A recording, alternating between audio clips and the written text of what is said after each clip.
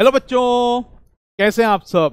बढ़िया। तो बच्चों, आप सभी का मैं इस PW प्लेटफॉर्म में बहुत बहुत स्वागत करता हूं। बच्चों, I welcome you all to this amazing platform of PW। बच्चों, आप कैसे हैं? आपकी पढ़ाई कैसे चल रही है बच्चों? I guess and I hope कि बच्चों आप सभी की पढ़ाई बहुत बहुत अच्छे से चल रही होगी। जितने भी टॉपिक्स बच्चों हमने कवर किए हैं, आप उनके रिवीजन रेगुलरली कर रहे होंगे। उनकी क्वेश्चन प्रैक्टिस बच्चों आप रेगुलरली कर रहे होंगे। बच्चों, प्रैक्टिस बहुत बहुत ज़्यादा ज़रूरी है और टॉपिक्स की रिवीजन तो बच्चों और भी ज़्यादा ज़रूरी है। जितने टॉपिक्स आप बच्चों बार बार रिवाइज करोगे, उनकी कॉन्सेप्ट क्लैरिटी उतनी बढ़ती चली जाएगी बच्चों।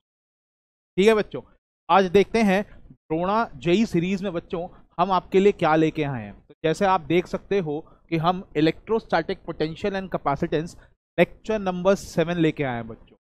लास्ट लेक्चर के अंदर बच्चों हमने डायपोल को काफी ज्यादा इलेबोरेटली डिस्कस किया था।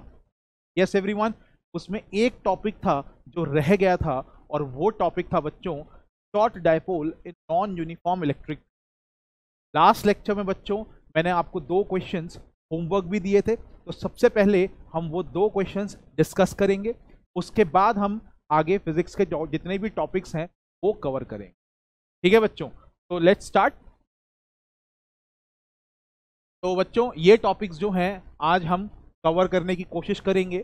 एक तो short dipole non uniform electric field में बच्चों शॉर्ट डायपोल हम कवर करने की कोशिश करेंगे, ये वाला। उसके बाद बच्चों नया टॉपिक स्टार्ट करेंगे जो कि है इक्वी पोटेंशियल सरफेस। और बच्चों इक्वी पोटेंशियल सरफेस हम पॉइंट चार्ज का देखेंगे, लॉन्ग लीनियर चार्ज का देखेंगे और प्लेन शीट ऑफ चार्ज और इलेक्ट्रिक डायपोल का बच्चों। तो ये इक्वी पोटेंशियल सरफेसेस जितने भी टाइप्स के होते हैं बच्चों, वो हम आज डिस्कस करने वाले हैं इलेबोरेटली।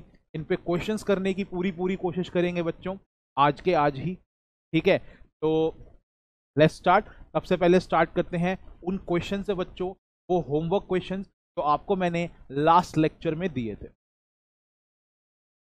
ओके, तो बच्चों ये एक क्वेश्चन था इलेक्ट्रिक डायपोल का जो मैंने आपको दिया था। इसमें देखो क्या लिखा हुआ है बच्चों, ध्यान से देखना है बच्चों इसको। तो इसमें इलेक्ट्रिक डायपोल मोमेंट बच्चों पी वेक्टर आपको दिया गया है।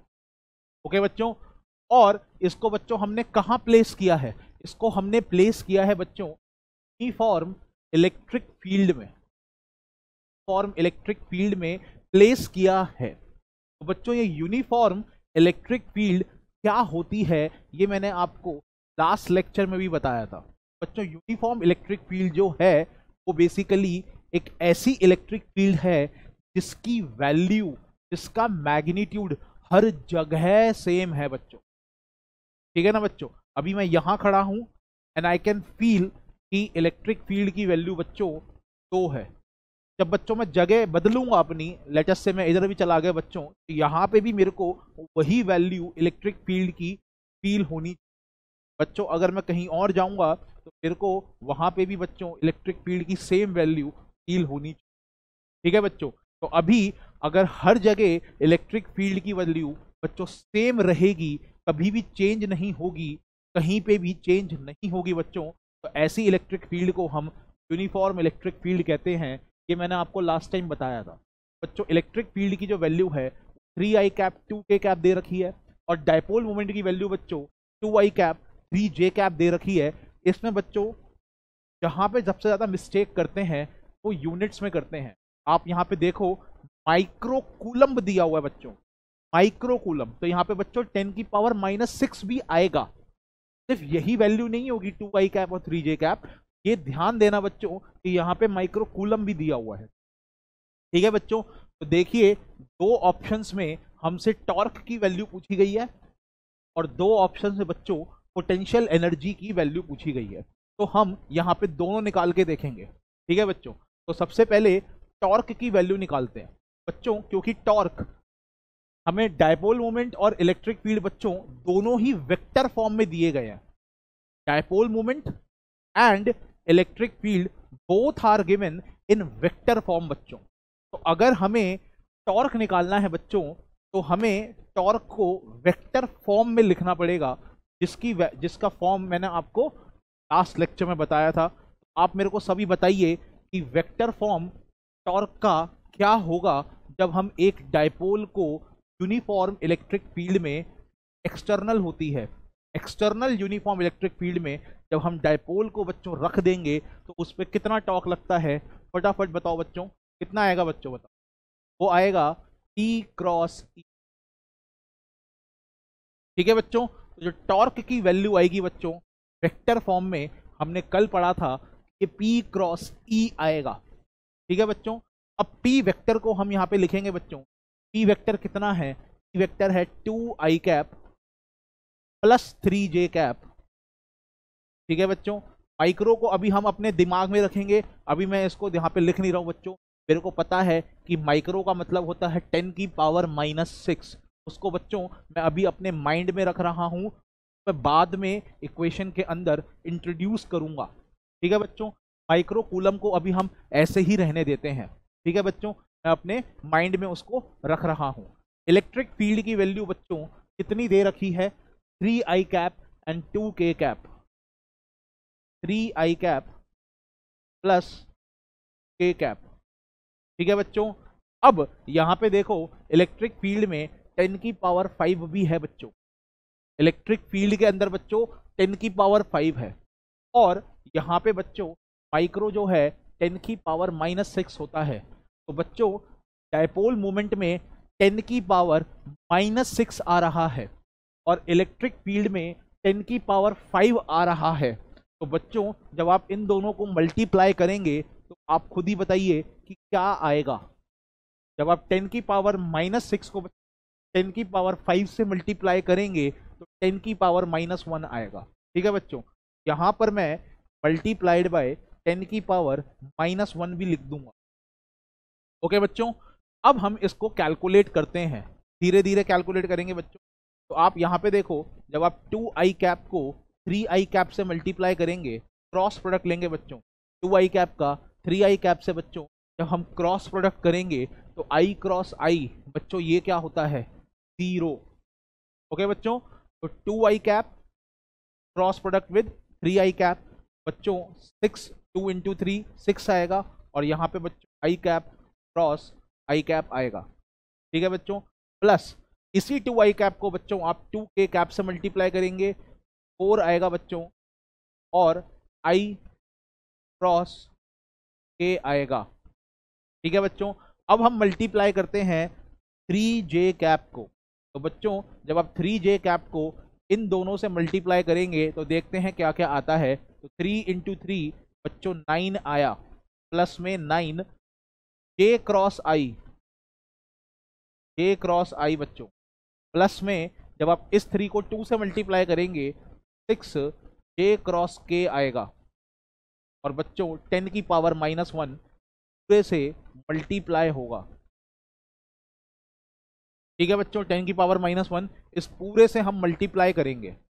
ओके बच्चों, तो आई होप आपको ये एक्सपेंशन जो है ये समझ में आ गया। ठीक है बच्चों, अब यहाँ पे बहुत ध्यान दो कि i क्रॉस i ये कितना होता है।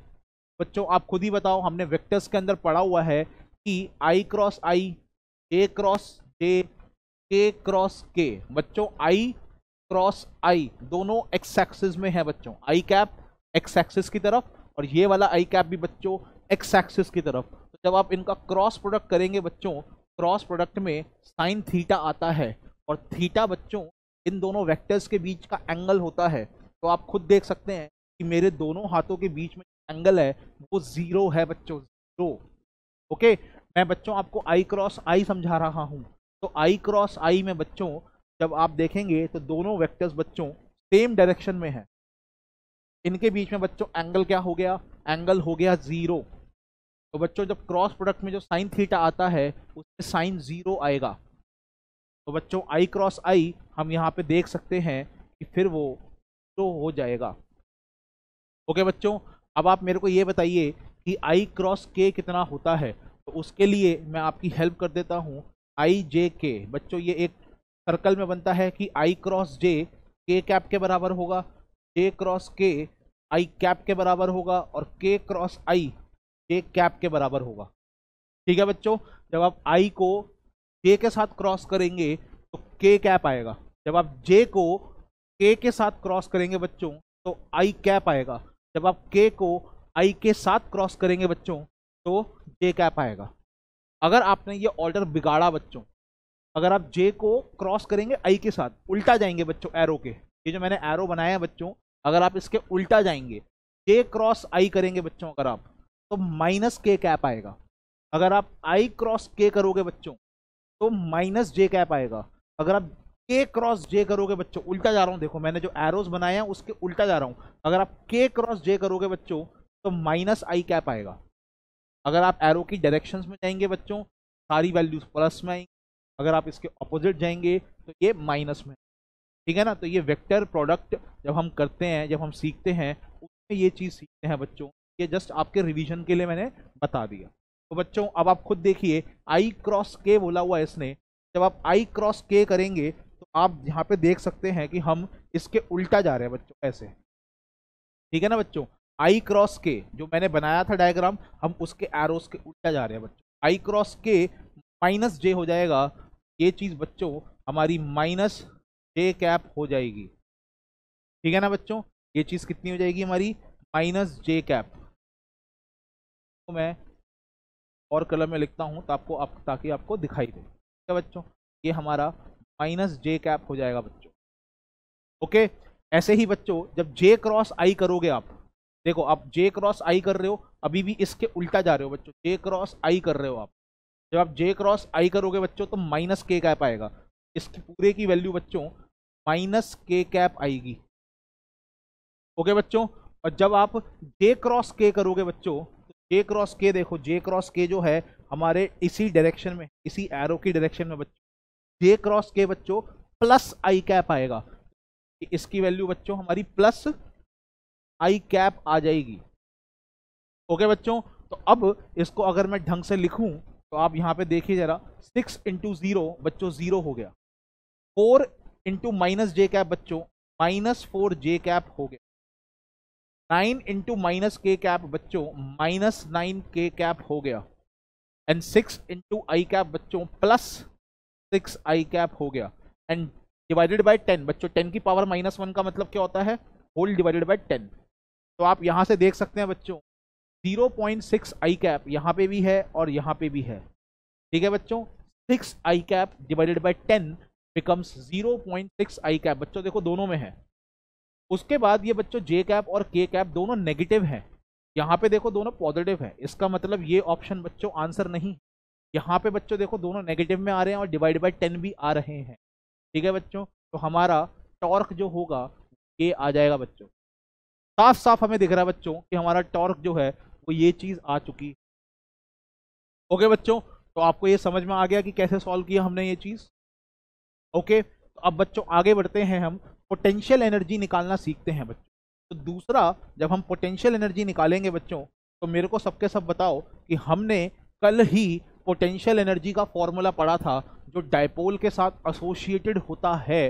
जब हम डायपोल को बच्चों एक्सटर्नल यूनिफॉर्म इलेक्ट्रिक फील्ड में रखते हैं तो बच्चों कितना यू जो आएगा, पोटेंशियल एनर्जी जो आएगा बच्चों, उसका क्या फॉर्मूला आया था, कितना पोटेंशियल एनर्जी एसोसिएटेड होगा एक ऐसे डायपोल से जिसको हमने यूनिफॉर्म इलेक्ट्रिक फील्ड में रख दिया बच्चों। जल्दी से बताओ उसका क्या फॉर्मूला होगा, जल्दी से बताओ बच्चों। वो होगा minus P vector dot vector. ठीक है बच्चों, तो माइनस पी वेक्टर बच्चों, minus P vector, P vector बच्चों कितना है, पी वेक्टर है हमारा 2 आई कैप प्लस में 3 j cap to 10 to the power -6। अब बच्चों मैं डॉट लूंगा इसका ई वेक्टर के साथ, ई कितना है बच्चों 3 i cap plus k cap to 10 to the power 5 बच्चों, ऐसे। ओके बच्चों, अब हमें डॉट प्रोडक्ट लेना है। तो बच्चों देखो आई का, आई के साथ ही हम डॉट प्रोडक्ट ले सकते हैं। ठीक है बच्चों, आई डॉट आई 1 होता है, आई डॉट के बच्चों डॉट प्रोडक्ट में कॉस थीटा आता है, जिसमें थीटा जो होता है बच्चों दो वेक्टर्स के बीच का एंगल होता है ना बच्चों। तो जब आई का डॉट लेंगे आप के साथ बच्चों, आई कैप जो है वो इस तरफ है, के कैप बच्चों आपकी तरफ है। आप खुद ही देख सकते हैं ये एंगल 90 है बच्चों, है ना बच्चों। आई कैप और के कैप बच्चों, मेरे दोनों हाथों के बीच में बच्चों एंगल जो है वो 90 डिग्री है। इसका मतलब आई वेक्टर, आई कैप है और जो के कैप है उनके बीच का एंगल बच्चों 90 डिग्री है। जब आप उनका डॉट प्रोडक्ट लोगे तो कॉस 90 आएगा और वो 0 हो जाएगा बच्चों, ठीक है ना बच्चों। तो आई कैप का आई कैप के साथ अगर आप डॉट लोगे बच्चों तो -6i.i ये आएगा बच्चों, और इसकी वैल्यू तो 1 हो जानी है। फिर आई का बच्चों के कैप के साथ जो डॉट प्रोडक्ट है वो क्योंकि दोनों के बीच में बच्चों एंगल 90 है। ऐसे ही जे का आई के साथ जो बच्चों डॉट प्रोडक्ट है, जे कैप होता है वाई एक्सिस में और आई कैप होता है एक्स एक्सिस में। आप देख सकते हैं बच्चों एंगल जो आएगा वो 90 डिग्री आएगा दोनों के बीच में। इनका भी बच्चों जो डॉट प्रोडक्ट होगा वो 0 आएगा। जे डॉट आई का भी बच्चों डॉट प्रोडक्ट 0 आएगा, जे डॉट के भी बच्चों 0 आएगा। तो हमारे पास वैल्यू बची 6 और 10 की पावर -6 और 5 को बच्चों मल्टीप्लाई करोगे 10 की पावर -1 बच्चों आ जाएगा। तो -0.6 जूल्स बच्चों हमें साफ साफ यहाँ पे दिख रहा है बच्चों। इसका आंसर सेकंड बी हो, ठीक है बच्चों। तो ये मल्टी करेक्ट ऑप्शन था और इसमें हमें यहाँ पे दिख गया ए और बी बच्चों इसके करेक्ट आंसर होंगे, ठीक है बच्चों। तो आई होप आपको टॉर्क और पोटेंशियल एनर्जी जब डायपोल मोमेंट और इलेक्ट्रिक फील्ड वेक्टर फॉर्म में दिए हो तो आपको टॉर्क और पोटेंशियल एनर्जी वेक्टर फॉर्म में निकालने आ गए होंगे कि कैसे निकालते हैं। ओके बच्चों, तो चलो आगे बढ़ते हैं। नेक्स्ट क्वेश्चन बच्चों, नेक्स्ट क्वेश्चन ये था जो कि ऑसिलेशन ऑफ डायपोल से है, ठीक है ना बच्चों। ये जो क्वेश्चन है ये ऑसिलेशन ऑफ डायपोल से मैंने दिया था होमवर्क में। इस क्वेश्चन में देखो बच्चों क्या लिखा हुआ है कि एक इलेक्ट्रिक डायपोल है। ओके, इलेक्ट्रिक डायपोल हमें बच्चों पता है क्या होता है, -q एंड +q जो कुछ दूरी पे हो एक दूसरे से उसको हम इलेक्ट्रिक डायपोल कहते हैं बच्चों, ठीक है ना। ये बच्चों हमें पता है इसमें दो इक्वल चार्जेस होते हैं और ऑपोजिट पॉइंट चार्जेस होते हैं। और बच्चों चार्जेस का जो वैल्यू है वो q दिया हुआ है, दोनों के मासेस बच्चों m दे रखा है। ओके बच्चों, एंड डायपोल की लेंथ बच्चों दे रखी है 2l दे रखी है। तो बच्चों फिर हमने स्लाइटली डिस्टर्ब किया, ये भी हमने बच्चों कल पढ़ा था। ओके, कि एक -q चार्ज है बच्चों और एक +q चार्ज है।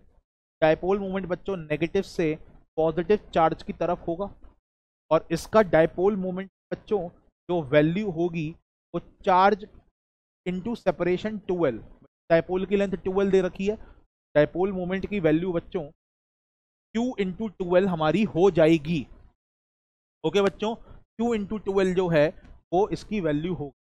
नाउ बच्चों डायपोल जो है यही जो डायपोल है बच्चों P, अब मैं इसको सीधा P लिख रहा हूं, इसको एक्सटर्नल इलेक्ट्रिक फील्ड में रख दिया गया है और बच्चों ये स्टेबल इक्विलिब्रियम में है, ठीक है बच्चों। इस डायपोल को मैंने इलेक्ट्रिक फील्ड की डायरेक्शन में ही रख दिया और हमने ये चीज़ पढ़ी भी थी बच्चों कि ऐसी पोजीशन को हम स्टेबल इक्विलिब्रियम कहते हैं, क्योंकि इस पोजीशन में बच्चों जो पोटेंशियल एनर्जी होगी वो मिनिमम होगी। ओके बच्चों, तो इस पॉइंट पे बच्चों पोटेंशियल एनर्जी जो है वो मिनिमम है, कम से कम है बच्चों, ठीक है। अब मैंने बच्चों इसको स्लाइटली डिस्टर्ब कर दिया। स्लाइटली डिस्टर्ब का मतलब बच्चों क्या था, इस डायपोल को जो इलेक्ट्रिक फील्ड की डायरेक्शन में था हल्का सा मैंने इलेक्ट्रिक फील्ड से हटा दिया, ऐसे ऊपर की तरफ कर दिया बच्चों। तो बच्चों हमने ये भी पढ़ा था कि जो डायपोल होता है बच्चों वो हमेशा इलेक्ट्रिक फील्ड की डायरेक्शन में आने की कोशिश करेगा, ठीक है ना बच्चों। तो इलेक्ट्रिक फील्ड बच्चों अज्यूम करो कि वो इस तरफ है। ओके बच्चों, इमेजिन करो कि वो इस तरफ है।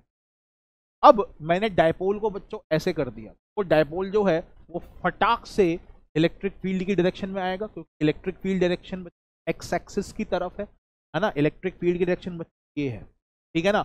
तो इलेक्ट्रिक फील्ड की डायरेक्शन मान लीजिए ये मेरा हाथ है, ओके, इस तरफ। अब बच्चों डायपोल पहले इस ही तरफ था, डायपोल पहले बच्चों इस तरफ था। अब मैंने डायपोल को बच्चों हल्का सा ऊपर खिसका दिया, ठीक है बच्चों। यहाँ पे मैं बना देता हूँ कि मैंने डायपोल को हल्का सा ऊपर की तरफ खिसका दिया।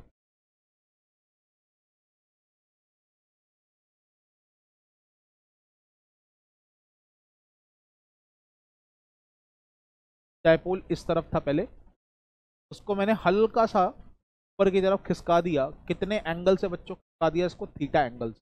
तो ये हमारी इलेक्ट्रिक फील्ड हो गई बच्चों। तो येलो कलर का एरो है, और ये हमारी डायपोल मोमेंट हो गया बच्चों, ग्रीन कलर का एरो है। फिर मैंने डायपोल मोमेंट को हल्का सा ऊपर खिसकाया और छोड़ा बच्चों। जैसे ही मैं डायपोल मोमेंट ऊपर खिसका के छोड़ूंगा, डायपोल मोमेंट फटाफट इलेक्ट्रिक फील्ड की डायरेक्शन में आएगा। लेकिन बच्चों जब वो इलेक्ट्रिक फील्ड की डायरेक्शन में आएगा तो आपको पता है कम से कम पोटेंशियल एनर्जी बच्चों इसी डायरेक्शन में होगी। जब डायपोल मोमेंट बच्चों इलेक्ट्रिक फील्ड की डायरेक्शन में आ जाएगा तब पोटेंशियल एनर्जी बच्चों मिनिमम हो जाएगी, है ना बच्चों। जैसे ही मैं डायपोल मोमेंट यहाँ पर छोड़ूंगा बच्चों, वो फटाफट इलेक्ट्रिक फील्ड की डायरेक्शन में आ जाएगा। लेकिन जैसे ही वो इलेक्ट्रिक फील्ड की डायरेक्शन में आएगा बच्चों, इसके पास वेलोसिटी आ चुकी घूमने वाली, है ना बच्चों। तो फटाफट जैसे ही बच्चों इसकी तरफ आएगा यहाँ पर, वैसे ही इसके पास वेलोसिटी आ चुकी हो, जिसकी वजह से बच्चों ये नीचे चले जाएगा। ओके बच्चों, ये डायपोल जो है यहाँ पे बच्चों इसकी पोटेंशियल एनर्जी ज्यादा है। ओके, जब ये इलेक्ट्रिक फील्ड की डायरेक्शन में आएगा बच्चों तो इसकी पोटेंशियल एनर्जी घट के मिनिमम हो चुकी है ना बच्चों। हमने ये चीज पढ़ी थी कि जब डायपोल मोमेंट इलेक्ट्रिक फील्ड की डायरेक्शन में आ जाता है बच्चों तो पोटेंशियल एनर्जी जो होती है वो मिनिमम होती है बच्चों। तो इस पॉइंट पे बच्चों, इस पॉइंट पे जब डायपोल मोमेंट थीटा एंगल बना रहा है, इसकी पोटेंशियल एनर्जी थोड़ी सी ज्यादा है। और जैसे ही ये डायपोल मोमेंट है इलेक्ट्रिक फील्ड की डायरेक्शन में आया, इसकी पोटेंशियल एनर्जी बच्चों कम हो गई। ओके, हम वैल्यू पे बच्चों ध्यान नहीं दे रहे, हम वैल्यू पे ध्यान नहीं दे रहे, इसको सिर्फ कॉन्सेप्ट वाइज समझ रहे हैं, ठीक है बच्चों। सबसे पहला कॉन्सेप्ट याद रखना कि पोटेंशियल एनर्जी जो है डायपोल की वो मिनिमम होगी जब वो इलेक्ट्रिक फील्ड की डायरेक्शन में होगा बच्चों। ओके, जैसे ही डायपोल मोमेंट ऊपर से नीचे आएगा, ऐसे आएगा बच्चों, इलेक्ट्रिक फील्ड की डायरेक्शन में आएगा। जैसे ही डायपोल मोमेंट इलेक्ट्रिक फील्ड की डायरेक्शन में आएगा, इसकी पोटेंशियल एनर्जी बच्चों मिनिमम हो गई। इसका मतलब पोटेंशियल एनर्जी बच्चों घट गई, पहले ज्यादा थी और फिर अब कम हो गई, कम से कम हो गई। इसका मतलब पोटेंशियल एनर्जी बच्चों घट गई। तो ये घटी हुई पोटेंशियल एनर्जी बच्चों कहाँ जाएगी? काइनेटिक एनर्जी को बढ़ाने में जाएगी बच्चों। इसकी जो रोटेशनल काइनेटिक एनर्जी है बच्चों में चली जाएगी। ये भी आप समझ रहे हो, है ना बच्चों। अब कितनी होगी रोटेशनल काइनेटिक एनर्जी बच्चों से भी कोई मतलब नहीं है, सिर्फ फिजिक्स समझो, ठीक है ना बच्चों। पोटेंशियल एनर्जी पहले ज्यादा थी, जैसी वो यहाँ पर आया बच्चों उसकी पोटेंशियल एनर्जी कम से कम हो गई, पोटेंशियल एनर्जी बच्चों घट गई और वो चली गई इस डायपोल के काइनेटिक एनर्जी में, जिसकी वजह से बच्चों ये अपने आप को यहाँ पर रोक नहीं पाएगा, नीचे चले जाएगा। ओके बच्चों, वो नीचे चले जाएगा। तो ये डायपोल जो है बच्चों यहां से पहले यहां जाएगा, उसके बाद बच्चों ये नीचे चले जाएगा अपनी काइनेटिक एनर्जी की वजह से, और यहां पे जाके बच्चों काइनेटिक एनर्जी जीरो हो जाएगी क्योंकि फिर से पोटेंशियल ज्यादा हो गया, है ना बच्चों। पोटेंशियल एनर्जी जो है इस डायपोल की बच्चों फिर से ज्यादा हो गई। मिनिमम तो यहां पर होती है, जब आप इसको ऊपर लेके गए थे तो पोटेंशियल एनर्जी बढ़ गई थी, जब ये वापस नीचे आया तो पोटेंशियल एनर्जी घटी, काइनेटिक एनर्जी बढ़ी, और फिर जब ये वापस बच्चों काइनेटिक एनर्जी की वजह से नीचे गया तो फिर से पोटेंशियल एनर्जी बढ़ा और काइनेटिक एनर्जी घट के फिर से जीरो हो गया। अब ये बच्चों फिर से ऊपर की तरफ आएगा यहाँ पर, है ना बच्चों। इस पे जो टॉर्क लगेगा वो इस तरीके से लगेगा, ये डायपोल जो है वो इलेक्ट्रिक फील्ड की डायरेक्शन में आ जाए बच्चों, तो फिर से ऊपर आएगा। फिर से इसके पास जब ये ऊपर आया बच्चों यहाँ पर तो पोटेंशियल एनर्जी फिर से घटी, है ना बच्चों, और काइनेटिक एनर्जी फिर से बढ़ गई। तो फिर जब ये ऊपर आएगा बच्चों यहाँ पर इसके पास मैक्सिमम काइनेटिक एनर्जी, जिसकी वजह से बच्चों फिर ये यहाँ रुक नहीं पाएगा और ये ऊपर चले जाएगा, है ना बच्चों, ऊपर चले जाएगा। और यहाँ पर जाके बच्चों फिर से इसकी जो पोटेंशियल एनर्जी है वो बढ़ गई और काइनेटिक एनर्जी फिर से जीरो हो गई। फिर ये वापस ऐसे आएगा, फिर ऐसे जाएगा, फिर ऐसे आएगा, फिर ऐसे जाएगा, तो बच्चे ऐसे ऐसे ऑसिलेट करना शुरू कर देगा। ठीक है बच्चों, ये ऐसे ऑसिलेट करना बच्चों शुरू कर देगा। ठीक है, हमने कोई वैल्यू नहीं निकाली, हमने सिर्फ फिजिक्स को समझा है कि इस डायपोल के साथ बच्चों इलेक्ट्रिक फील्ड से हल्का सा खिसकाने पे होगा क्या क्या। ठीक है बच्चों, तो ये इस तरीके से बच्चों ऑसिलेट करेगा।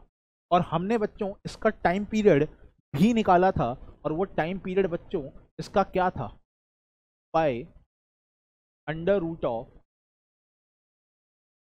Upon moment of inertia. ठीक है बच्चों, 2 पाई है under root of E upon moment of energy.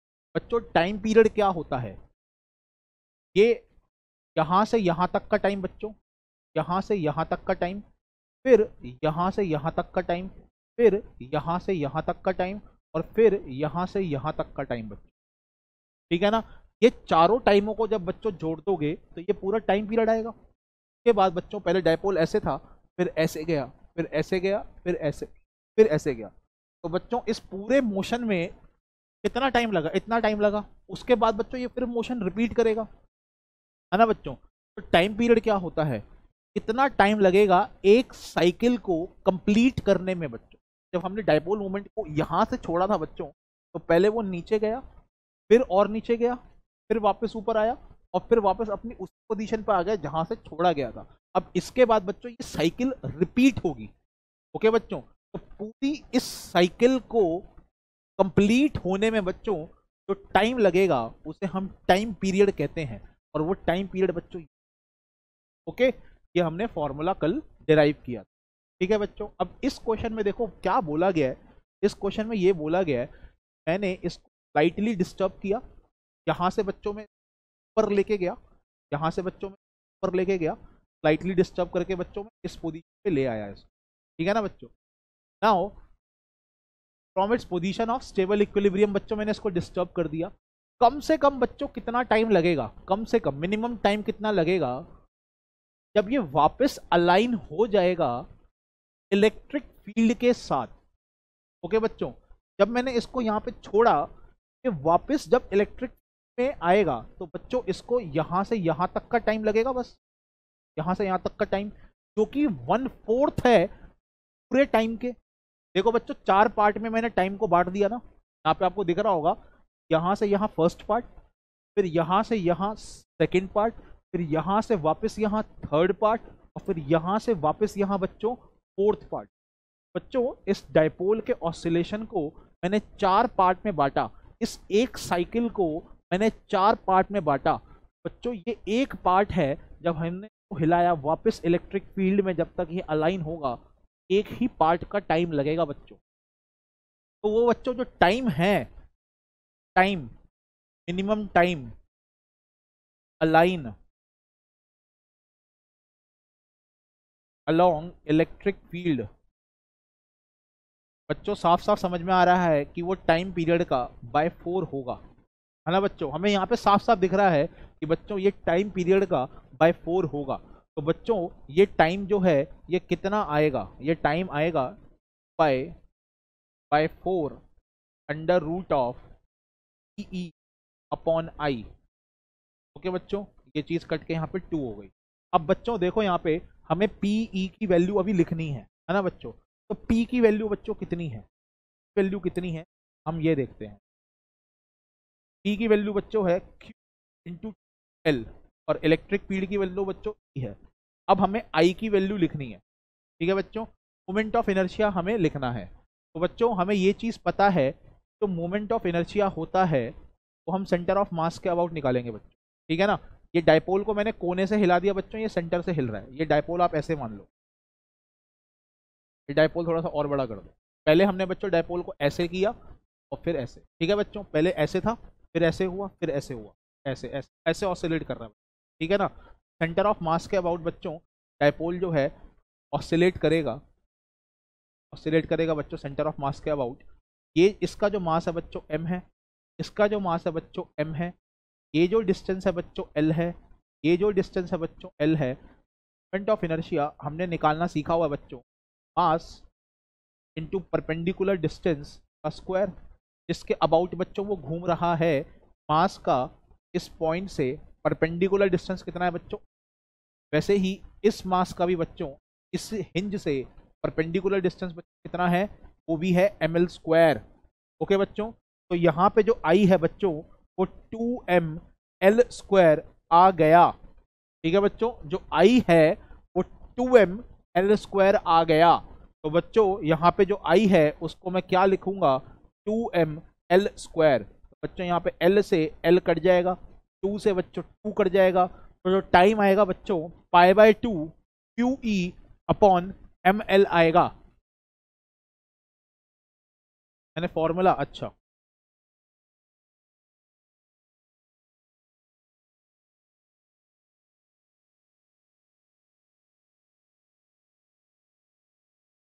I upon PE होगा बच्चों, यहाँ पे I अपॉन पीई।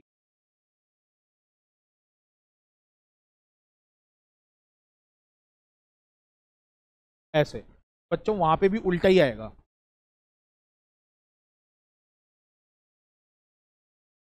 तो I बच्चों हमारा 2ml स्क्वायर है, और P जो है बच्चों वो Q इंटू 12 है, और ये E, ये चीज़ कट जाएगी, ये भी चीज़ कट जाएगी बच्चों, ml upon Q, ml upon P, और ये π/2 बच्चों फर्स्ट ऑप्शन आ गया।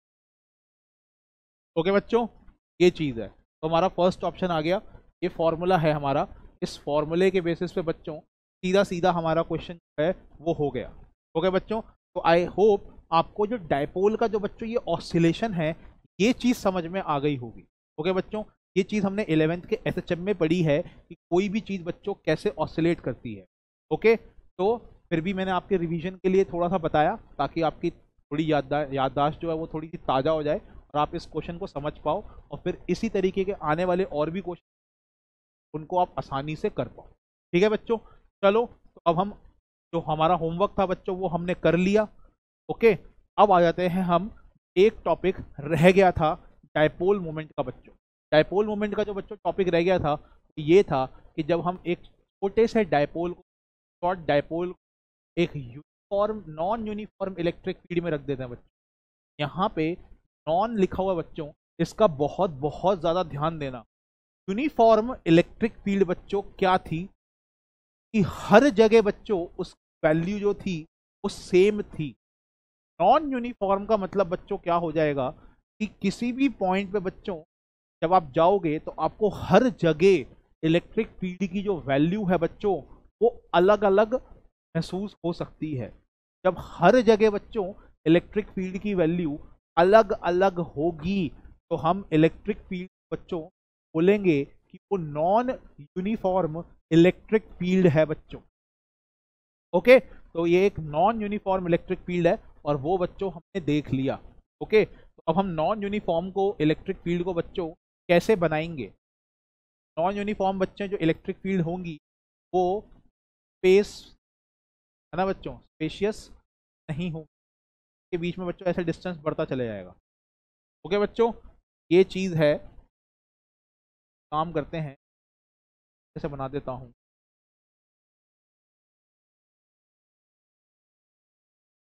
ठीक है बच्चों, तो हम ऐसे लिख देते हैं, जो इलेक्ट्रिक फील्ड है वो फंक्शन ऑफ एक्स है।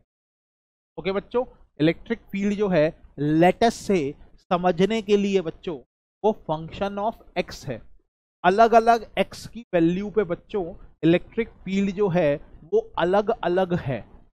ओके बच्चों, तो लेटस से कि इलेक्ट्रिक फील्ड बच्चों इस तरफ है एक्स डायरेक्शन में, एंड एट एवरी पॉइंट बच्चों हर पॉइंट पे, हर अलग अलग एक्स की वैल्यू पे बच्चों इलेक्ट्रिक फील्ड की वैल्यू जो है वो अलग अलग है।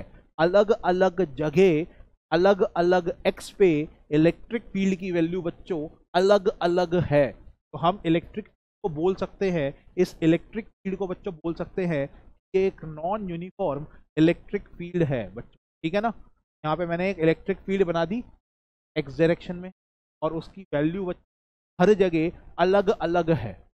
ठीक है बच्चों, अब यहाँ पे मैंने देखो क्या किया बच्चों, मैंने यहाँ पे एक डायपोल को रख दिया, ठीक है, शॉर्ट डायपोल को रखा बच्चों, माइनस क्यू, ये डायपोल मोमेंट हो गया, और यहाँ पे बच्चों प्लस क्यू आ गया। ओके बच्चों, ये चीज़ हो गई, और इनके बीच में बच्चों डिस्टेंस हम ले लेते हैं एल। अब बच्चों ये बहुत शॉर्ट डायपोल है ना बच्चों, ये एक शॉर्ट डायपोल है बच्चों, ठीक है, तो इनके बीच में डिस्टेंस है जो हमें दिखेगा बच्चों, वो dx दिखेगा, बहुत ही छोटा होगा, है ना बच्चों। ये शॉर्ट डायपोल है, इसका मतलब हम इस डायपोल को बच्चों जो ऑब्जर्व कर रहे हैं वो बहुत ही दूर से कर रहे हैं बच्चों, ठीक है ना, हम इसको डायपोल को बहुत दूर से देख रहे हैं। तो आप जब हम किसी को बच्चों बहुत दूर से देखते हैं, जब हम हवाई जहाज को भी बहुत दूर से देखते हैं, तो वो हमें छोटा सा नजर आता है बच्चों, है ना। ऐसे ही हम इस डायपोल को बच्चों बहुत ही दूर से देखेंगे, when we look at this dipole from a very far away point, okay, this dipole very of short length, okay, seems to be of short length। okay बच्चों, जब हम इस डायपोल को बहुत दूर से देखेंगे तो ये डायपोल हमें बहुत ही छोटा नजर आएगा बच्चों। तो हमने इन दोनों के बीच में डिस्टेंस ले लिया बच्चों, तो बहुत ही छोटा ले लिया, जिसको हम dx बोल रहे हैं। okay बच्चों, तो इसका जो डायपोल मोमेंट है बच्चों, हम यहाँ पे क्या लिखेंगे, डायपोल मोमेंट की वैल्यू बच्चों क्या लिखेंगे। सबसे पहले हम लिखते हैं मैग्नीट्यूड। मैग्नीट्यूड होता है बच्चों charge into separation between the charges. Okay, ये बच्चों हमारा हो गया मैग्नीट्यूड। और आई कैप बच्चों ये हो गई डायरेक्शन। ओके, कि डायपोल की जो डायरेक्शन है, डायपोल मोमेंट की डायरेक्शन देखो नेगेटिव से पॉजिटिव चार्ज की तरफ आई कैप में है for this question. Okay, for this type बच्चों डायरेक्शन हमें पता लग गई, मैग्नीट्यूड हमें पता लग गया। ओके, अब इलेक्ट्रिक फील्ड की वैल्यू बच्चों क्योंकि हर जगह अलग अलग है, इलेक्ट्रिक फील्ड की वैल्यू बच्चों क्योंकि हर जगह अलग अलग है, इसका मतलब इस पॉइंट पे बच्चों यहाँ पे इलेक्ट्रिक फील्ड की वैल्यू लेटस से E1 है, एंड लेटस से बच्चों यहाँ पे जो इलेक्ट्रिक फील्ड वैल्यू है वो E। ओके बच्चों, क्या ये बात आपको समझ में आ गई। इलेक्ट्रिक फील्ड की वैल्यू बच्चों हर जगह अलग अलग है। ओके, या फिर तुम ऐसा भी लिख सकते हो बच्चों यहाँ पर इसको, कि यहाँ पे इलेक्ट्रिक फील्ड की वैल्यू बच्चों x प्लस डी एक्स है, इसका कोऑर्डिनेट बच्चों अगर x है, इसका कोऑर्डिनेट बच्चों अगर x है, तो इसका कोऑर्डिनेट बच्चों x प्लस डी एक्स होगा। इलेक्ट्रिक फील्ड कितनी है इस कोऑर्डिनेट पे बच्चों, x प्लस डी एक्स पे बच्चों इलेक्ट्रिक फील्ड की वैल्यू कितनी है, और यहाँ पे जिसका इसका कोऑर्डिनेट बच्चों x है, तो यहाँ पे इलेक्ट्रिक फील्ड बच्चों कितनी है x, हमने ऐसा मान लिया। ओके बच्चों, तो इस पॉइंट पे बच्चों इसका कोऑर्डिनेट x है, जब वो उस x को मैं यहाँ डालूंगा तो इलेक्ट्रिक फील्ड की बच्चों कुछ वैल्यू आएगी। अगर x की वैल्यू बच्चों 1 है, फंक्शन में जब मैं x की वैल्यू बच्चों 1 डालूंगा तो इलेक्ट्रिक फील्ड की वैल्यू बच्चों कुछ ना कुछ तो आएगी। उस इलेक्ट्रिक फील्ड को बच्चों मैंने EX लिख दिया। ओके बच्चों, और जब मैं x की वैल्यू यहाँ पर x प्लस डी एक्स डालूंगा तो x तो मैंने बदल दिया, जब बच्चों मैं x की वैल्यू कुछ और डालूंगा तो इलेक्ट्रिक फील्ड की कोई और वैल्यू आएगी, और उस वैल्यू को बच्चों मैंने EX प्लस डी एक्स लिख दिया। ओके बच्चों, इस पॉइंट पे इलेक्ट्रिक फील्ड इतनी है और इस पॉइंट पे इलेक्ट्रिक फील्ड बच्चों इतनी है। हमें वैल्यू नहीं पता, इसलिए मैंने उनको वेरिएबल की टर्म्स में लिख दिया। ओके बच्चों, आई होप ये चीज आपको क्लियर हो गई होगी। अब बच्चों यहां पर आप ध्यान से देखना, इलेक्ट्रिक फील्ड बच्चों इस तरफ है, ये वाली जो इलेक्ट्रिक फील्ड है बच्चों वो इस तरफ है। इस पॉइंट पे बच्चों जो इलेक्ट्रिक फील्ड लगेगी वो कितनी लगेगी, जो फोर्स लगेगी वो कितनी लगेगी बच्चों, Q times E of x plus d x. Okay बच्चों, कितनी लगेगी, Q times E of x plus d x. Okay, E at x plus d x. Okay, इस पॉइंट पे बच्चों जो भी इलेक्ट्रिक फील्ड है उसको जब मैं इसी चार्ज से मल्टीप्लाई कर दूंगा बच्चों, तो इस चार्ज पे फोर्स आ जाएगा कि बच्चों इस तरफ फोर्स आ जाएगा। और जब बच्चों यहाँ पे मैं इलेक्ट्रिक फील्ड जो है EX वो इस तरफ है, तो बच्चों नेगेटिव चार्ज पे कहाँ फोर्स लगती है, ऑपोजिट, और वो बच्चों कितनी लगेगी X। ओके बच्चों, कितनी लगेगी EX, और वो भी इलेक्ट्रिक फील्ड के बच्चों ऑपोजिट। तो पॉजिटिव चार्ज पे बच्चों जो फोर्स लगती है वो इलेक्ट्रिक फील्ड की डायरेक्शन में ही लगती है, और वो कितनी लगती है। नेगेटिव चार्ज पे बच्चों जो फोर्स लगती है वो इलेक्ट्रिक फील्ड के ऑपोजिट डायरेक्शन में लगती है, इलेक्ट्रिक फील्ड इस तरफ थी, इस नेगेटिव चार्ज पे फोर्स बच्चों के ऑपोजिट लगी और वो कितनी लगी, Q। ओके बच्चों, अब हमारे पास ये एक डायपोल है बच्चों, ये एक डायपोल है और ये जो इलेक्ट्रिक फील्ड है बच्चों, ये कुछ फोर्स लगा रही है। आप यहाँ पे देख सकते हो, यहाँ पे बच्चों कुछ फोर्स लग रही है। ओके बच्चों, यहाँ पे क्योंकि इलेक्ट्रिक फील्ड कुछ और है तो कुछ और फोर्स इधर लग रही है, यहाँ पे इलेक्ट्रिक फील्ड बच्चों कुछ और है तो और फोर्स लग रही है पीछे की तरफ। तो बच्चों ये फोर्स जो है ये कैंसिल नहीं हो।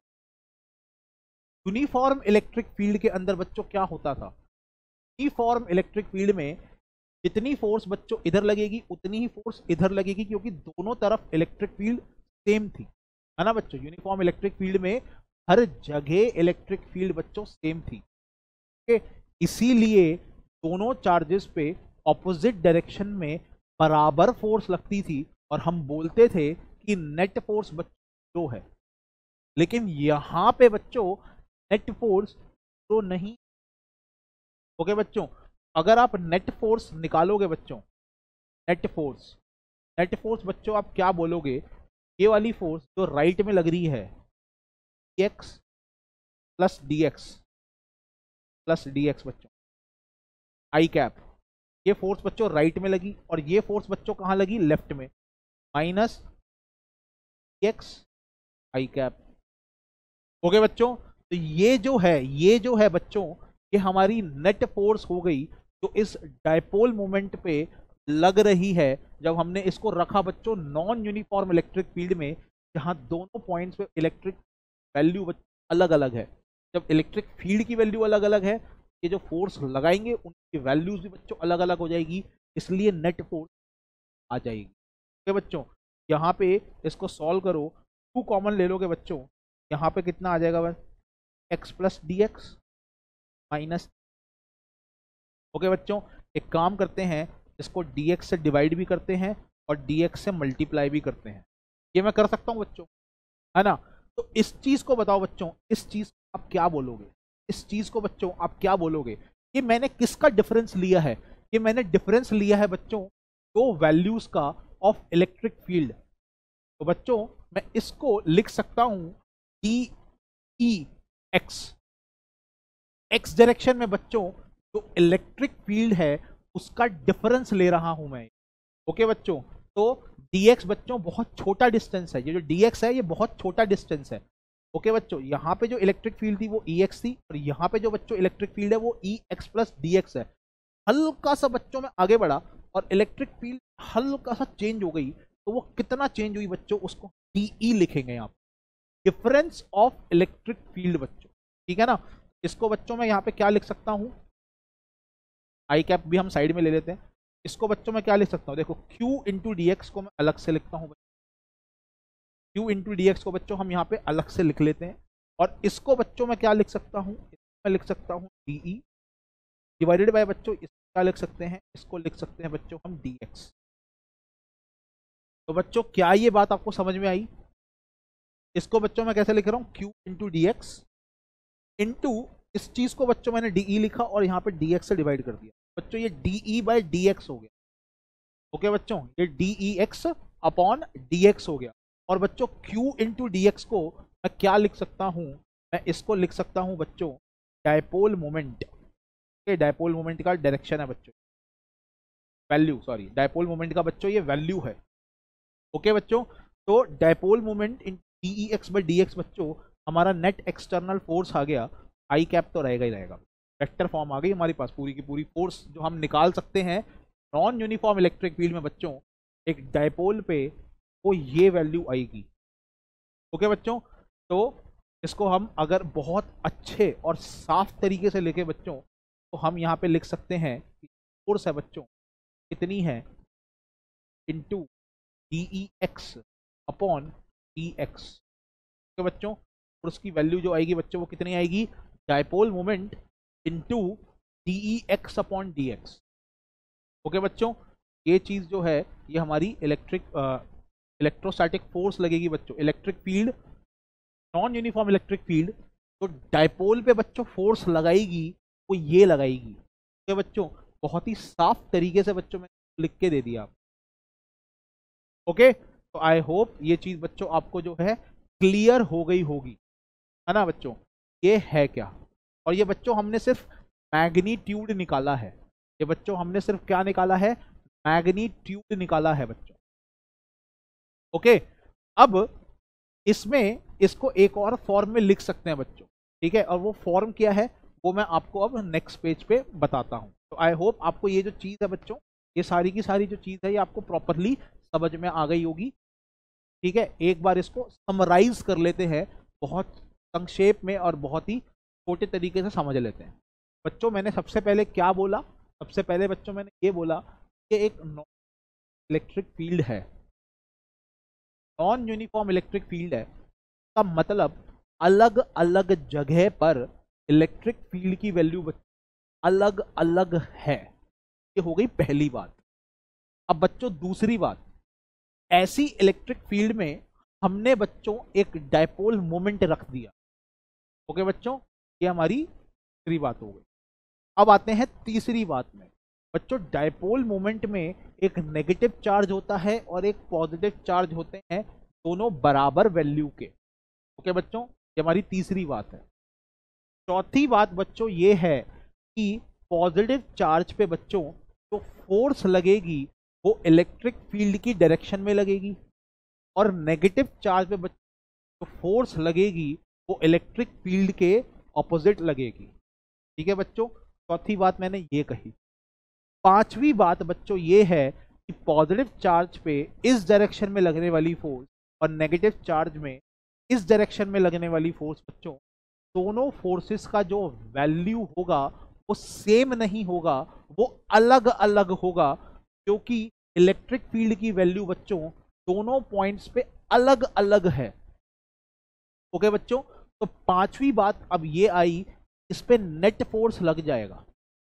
यूनिफॉर्म इलेक्ट्रिक फील्ड में बच्चों नेट फोर्स 0 था, नॉन यूनिफॉर्म इलेक्ट्रिक फील्ड में बच्चों नेट फोर्स आ जाएगा, और वो नेट फोर्स बच्चों इतना आएगा कि राइट डायरेक्शन वाली फोर्स माइनस लेफ्ट डायरेक्शन वाली फोर्स आ गया।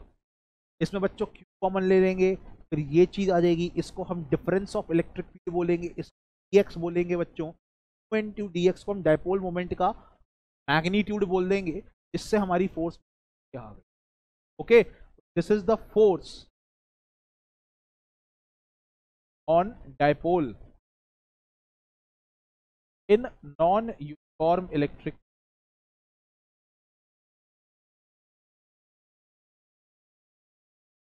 ठीक है बच्चों, अब इसमें क्या है ना, मेरे से बच्चे ये बोलते हैं कि सर इतना बड़ा आपने समझाया, आपने पूरी फिजिक्स जो है इससे रिलेटेड समझा दी।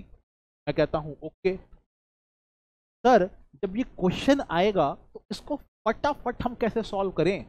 इतना सोचने अगर चले गए हम पेपर के अंदर, मान लो पेपर में बच्चों ये क्वेश्चन आया और आपने इतना अगर सोचा, तो पेपर में तो बच्चों काफी टाइम निकल जाएगा, है ना बच्चों। पेपर में तो काफी टाइम क्या होने वाला है, निकलने वाला है फिर।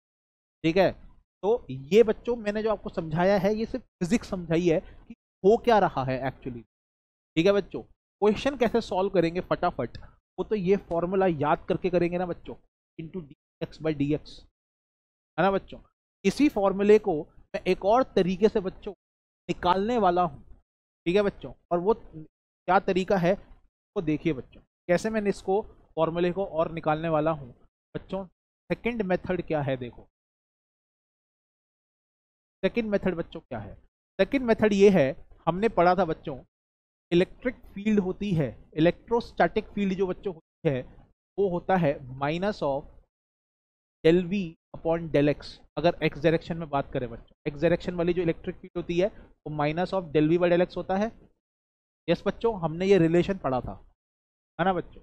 अगर मैं both side multiply both side by q, multiply both side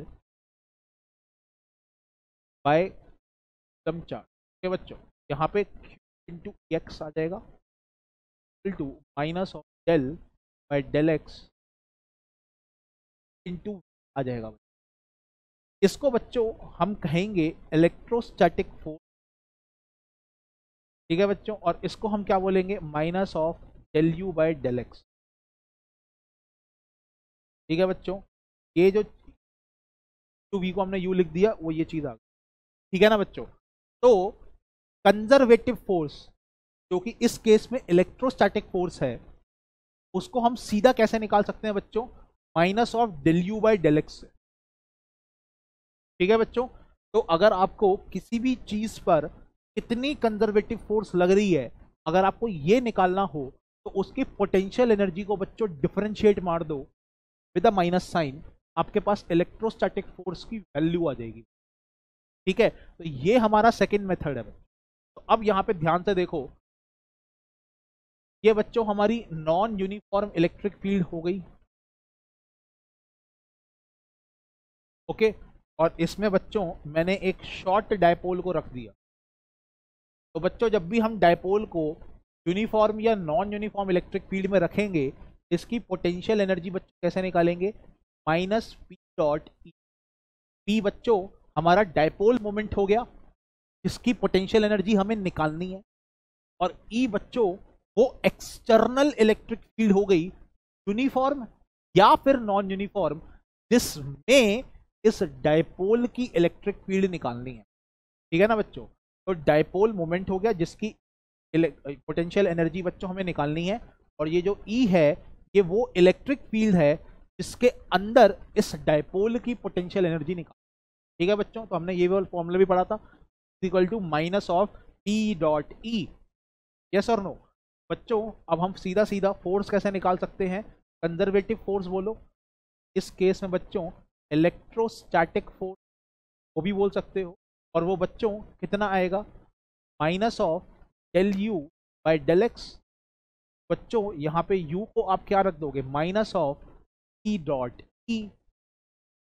बच्चों ये वाला माइनस और ये वाला माइनस हो जाएंगे plus del by del x of बच्चों E vector dot E vector हमारे पास आ जाएगा। ठीक है ना बच्चों। अब क्योंकि P और E बच्चों दोनों सेम डायरेक्शन में है, इनका जो डॉट प्रोडक्ट होगा उसमें कॉस जीरो आएगा बच्चों, है ना बच्चों।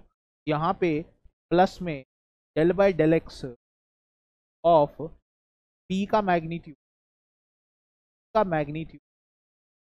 कॉस जीरो ऐसा आ जाएगा, और ये चीज देगी 1। बच्चों क्योंकि P कांस्टेंट है तो वो डिफरेंशिएशन के बाहर आ गया, और यहाँ पे बन गया बच्चों del E x upon del x. इसको d E x by d x भी बोल। ठीक है ना, ये चीज हमारी आ गई। बच्चों देखो कैसे कंजर्वेटिव फोर्स में निकाली, यही सेम फॉर्मूला बच्चों मैंने इस तरीके से भी निकाला, और थोड़ा सा फिजिक्स लगा के पिछले पेज में भी निकाला। ठीक है बच्चों।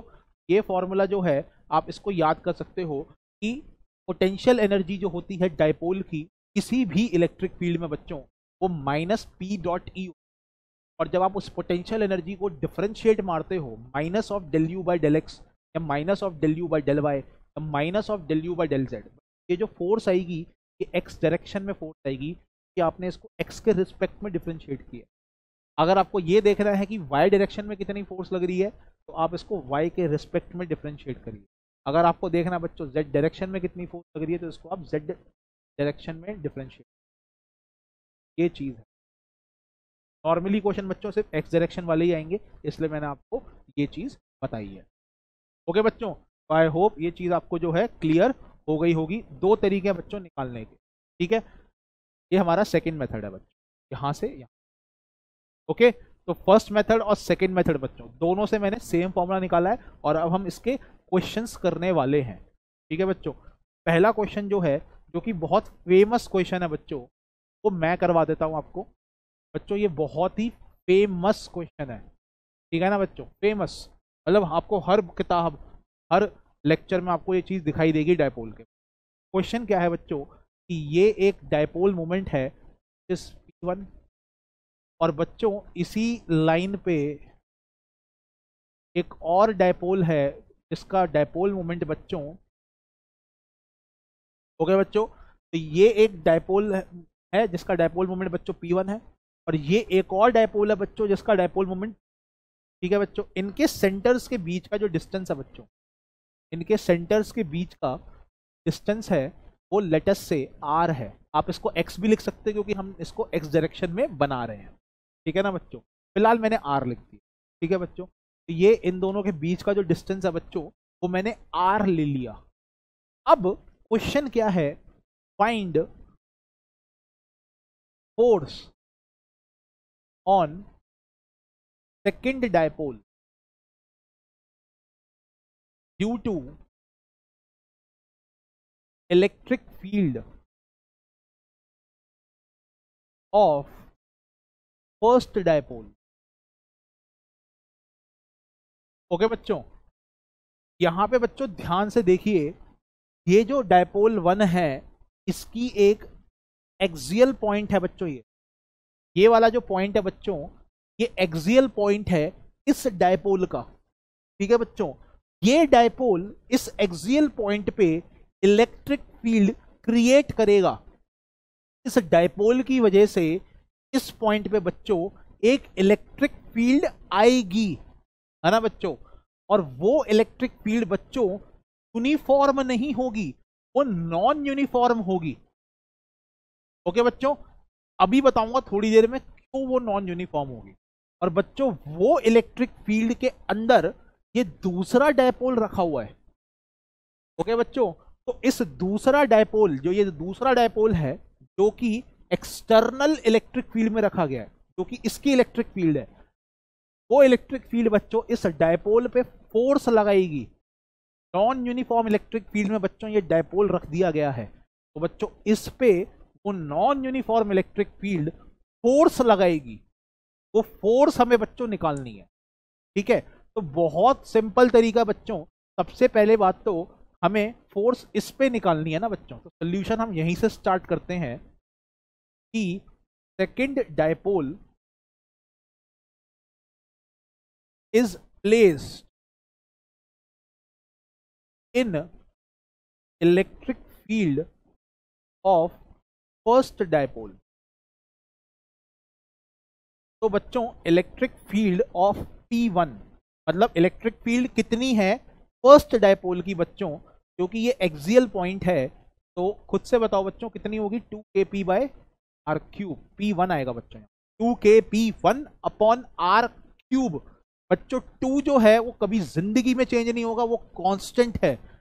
K जो है बच्चों वो इलेक्ट्रोस्टैटिक कांस्टेंट है, ये भी जिंदगी में चेंज नहीं होगा, ये भी कांस्टेंट है। P बच्चों P1 इसका डायपोल मोमेंट है, ये भी चेंज नहीं होगा, ये भी कांस्टेंट है। लेकिन बच्चों ये जो R है, ये R जो है पॉइंट की इस डायपोल से दूरी है। ओके बच्चों, और अलग अलग दूरी पे अलग अलग इलेक्ट्रिक फील्ड आएगी। तो बच्चों ये R क्योंकि वेरिएबल है, इसलिए ये इलेक्ट्रिक फील्ड भी बच्चों वेरिएबल है। इसीलिए बच्चों ये इलेक्ट्रिक फील्ड नॉन यूनिफॉर्म है। ओके बच्चों, ये चीज हमारे पास आ गई। अब हमें इस डायपोल पे बच्चों फोर्स निकालनी है। फोर्स कैसे निकालेंगे बच्चों, उससे पहले हम पोटेंशियल एनर्जी निकालेंगे, विच इज माइनस ऑफ कौन सा डायपोल बच्चों रखा गया है P2, किसकी इलेक्ट्रिक फील्ड में रखा गया बच्चों P1 की। ऐसे तो बच्चों पहले हम पोटेंशियल एनर्जी निकाल लेते हैं, फिर इसको डिफरेंशिएट मारेंगे ताकि फोर्स आ जाए, है ना बच्चों। यहां पर ध्यान से देखो, ये माइनस आ गया। P2 बच्चों किस तरफ है, P2 उसी तरफ है, तो मैं P2 वेक्टर को लिखूंगा P2 आई कैप। ओके बच्चों, डॉट P1 इलेक्ट्रिक फील्ड जो है बच्चों P1 की वो किस तरफ है, वो भी इसी तरफ है। एक्सियल पॉइंट पे बच्चों जो इलेक्ट्रिक फील्ड होती है वो डायपोल मोमेंट की डायरेक्शन में ही होती है, ये भी हम पढ़ चुके हैं। तो बच्चों इलेक्ट्रिक फील्ड कितना आ जाएगा, 2kp1 upon r cube i cap. और बच्चों i vector i cap dot i cap बच्चों ये हो जाएगा 1। ओके, यहां से बच्चों हमारा जो पोटेंशियल एनर्जी है वो कितना आ गया, सॉल्व कर minus of 2k P1 P2 minus of 2k P1 P2 I dot i cap dot i cap जो 1 हो जाएगा, डिवाइडेड बाय आर क्यूब। बच्चों ये पोटेंशियल एनर्जी आ गई। ओके बच्चों, ये जो पोटेंशियल एनर्जी है हमारे पास, ये चीज आ गई। ठीक है बच्चों, इस डायपोल की इस इलेक्ट्रिक फील्ड में ये पोटेंशियल एनर्जी बच्चों हमारे पास आ गई। ओके, क्या ये बच्चों क्लियर हो गया आप सबको? जल्दी से बताइए। अब बच्चों अगर हमें फोर्स निकालनी है, ठीक है, इलेक्ट्रोस्टैटिक फोर्स निकालनी है बच्चों हमें ऑफ P1 ऑन P2। ठीक है बच्चों, P2 पे कितनी फोर्स लगाई उस इलेक्ट्रिक फील्ड ने जिसे P1 ने प्रोड्यूस किया है बच्चों। P1 की फोर्स निकाल रहे हैं ऑन P2। बच्चों ये क्या होता है? Minus of del you by del r, या d u by d r भी लिख सकते हो इसको। ठीक है, इसको d u by d r भी लिख सकते हो, फर्क नहीं पड़ता, मतलब तो डिफरेंशिएशन है तो डिफरेंशिएशन कैसे भी कर दो। ठीक है बच्चों, ये चीज आ गई। अब माइनस और u बच्चों, ये माइनस, और जब u की वैल्यू डालोगे बच्चों उसका माइनस, वो प्लस हो जाएगा।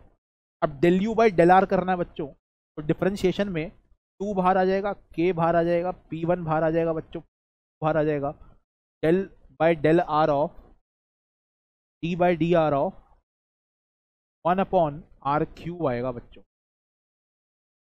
ओके, अब आप इसको डिफरेंशिएट करिए। जब डिफरेंशिएट करेंगे बच्चों तो हमारा आंसर क्या आएगा?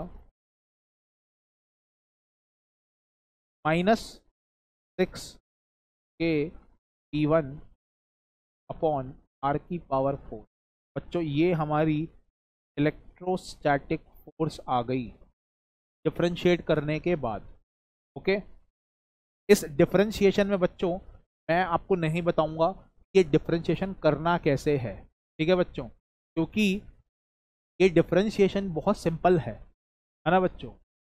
आपको पता है कि 1 अपॉन आर की पावर 3 को क्या करना है, आर की पावर -3 ऊपर लेके जाएंगे और फिर फॉर्मूला लगाएंगे। इतना काम बच्चों थोड़ा सा आपको करना होगा। ओके बच्चों, डिफरेंशिएशन के फॉर्मूले आप सभी ने कर रखे हैं, अगर मैं बताता हूं तो आपको वो प्रैक्टिस नहीं मिलेगी। आप इसको खुद से एक बार प्रैक्टिस करके देखिए, यहां से यहां हम कैसे आए। ठीक है बच्चों, खुद से लिखकर, खुद से प्रैक्टिस कर कर जब आप ये छोटी छोटी चीजें खुद से करने लग जाएंगे ना बच्चों, तो आपको और कॉन्फिडेंस आएगा कि हाँ ये तो मैं खुद से ही कर लूंगा, मेरे को सर की जरूरत ज्यादा नहीं है ये कैलकुलेशन करने में। ठीक है बच्चों, तो आप ये छोटी छोटी चीजें जो होती हैं, छोटी छोटी कैलकुलेशन जो होती हैं बच्चों, थोड़ा सा खुद से करने की आदत डालें। जो करते हैं बहुत बढ़िया, जो नहीं करते आप बच्चों आदत डालें अभी से, ज्यादा टाइम अभी नहीं हुआ है, आप अभी से भी अगर आदत डालेंगे तो आपको इन छोटी छोटी कैलकुलेशंस को फास्ट वे में करने की इन योर माइंड आदत पड़ जाएगी बच्चों। ठीक है ना, तो ये फटाफट करने की ये चीजें आदत डालें। ठीक है बच्चों, ये चीज हमारी हो गई। तो हमारा बच्चों इलेक्ट्रोस्टैटिक फोर्स ये चीज आ गई। अब बच्चे मेरे से इसमें पूछते हैं सर वैल्यू तो ठीक है, फोर्स की वैल्यू कितनी आई? 6 k P1 P2 आर की पावर 4। ये बच्चों माइनस क्या है? बच्चे में से पूछते हैं सर ये माइनस क्या बता रहा है, क्योंकि मैथमेटिक्स में माइनस और प्लस का बच्चों मतलब होता है। अब ये माइनस आ गया, इस माइनस का मतलब बच्चों क्या है? इस माइनस का मतलब बच्चों ये है, ये अट्रैक्टिव फोर्स है। ये बच्चों एक अट्रैक्टिव फोर्स है। ठीक है बच्चों, ये अट्रैक्टिव फोर्स कैसे है, यहां पे अगर देखोगे बच्चों तो आपको ये चीज समझ में आएगी। ठीक है बच्चों, अब ये अट्रैक्टिव फोर्स क्यों है उसको समझते हैं। ठीक है बच्चों, सिग्निफिकेंस ऑफ नेगेटिव साइन। ये सिग्निफिकेंस जो आया बच्चों नेगेटिव साइन का, वो मैं आपको यहाँ पे बता रहा हूँ कि हमारी जो बच्चों इलेक्ट्रोस्टैटिक फोर्स आई थी वो कितनी आई थी? -6 k P1 P upon r की पावर 4 बच्चों ये आई थी। इस माइनस साइन का मतलब क्या है वो हमें पता होना चाहिए, और वो मैंने आपको वैसे बता दिया है, ये एक अट्रैक्टिव फोर्स को सिग्निफाई करता है। ठीक है बच्चों, ये एक अट्रैक्टिव फोर्स है। ठीक है, अब ये अट्रैक्टिव फोर्स कैसे है बच्चों, ये देखो, ये P1 है बच्चों, यहां से R डिस्टेंस की दूरी पे बच्चों electric field let's say E1 है, लेटस से बच्चों इलेक्ट्रिक फील्ड कितनी है, E1, ओके। और यहां पे बच्चों दूसरा डायपोल रखा हुआ है P, यहां पे बच्चों उसका प्लस Q है और यहां पे बच्चों का माइनस Q। ठीक है बच्चों, जैसे ही मैं इससे दूर जाऊंगा बच्चों, देखो प्लस Q जो है, प्लस Q जो है वो इस P1 से बच्चों दूर है, प्लस Q जो है बच्चों वो इस P1 से दूर है। इस पे जो बच्चों इलेक्ट्रिक फील्ड होगी वो E1 से कम होगी, है ना बच्चों। यहाँ पे जो इलेक्ट्रिक फील्ड होगी बच्चों वो E1 से कम होगी। यहाँ पे जो बच्चों फोर्स लगेगी वो Q टाइम्स E1 नहीं लगेगी, E1 माइनस DE लगेगी बच्चों, कम फोर्स लगेगी। रिपल्सिव फोर्स जो होगी बच्चों वो कम होगी, है ना बच्चों।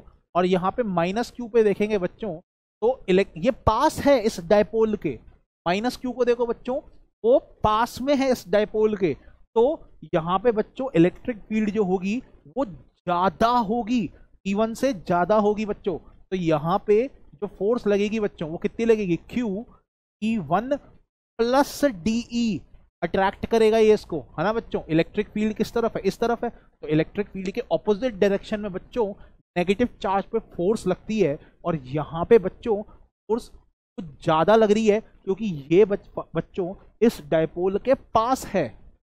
तो बच्चों अट्रैक्टिव फोर्स रिपल्सिव फोर्स से ज्यादा है। इसका मतलब ये जो डायपोल मोमेंट है ना बच्चों, ये P1 की तरफ खिसकता चले जाएगा, जो P2 है बच्चों ये P1 की तरफ अट्रैक्ट होता चले जाएगा।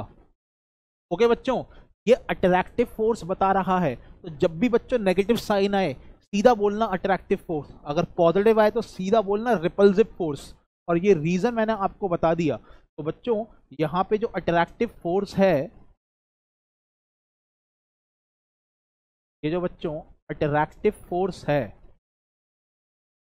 Is greater than this repulsive force, hence net force बच्चों अट्रैक्टिव फोर्स आ गया।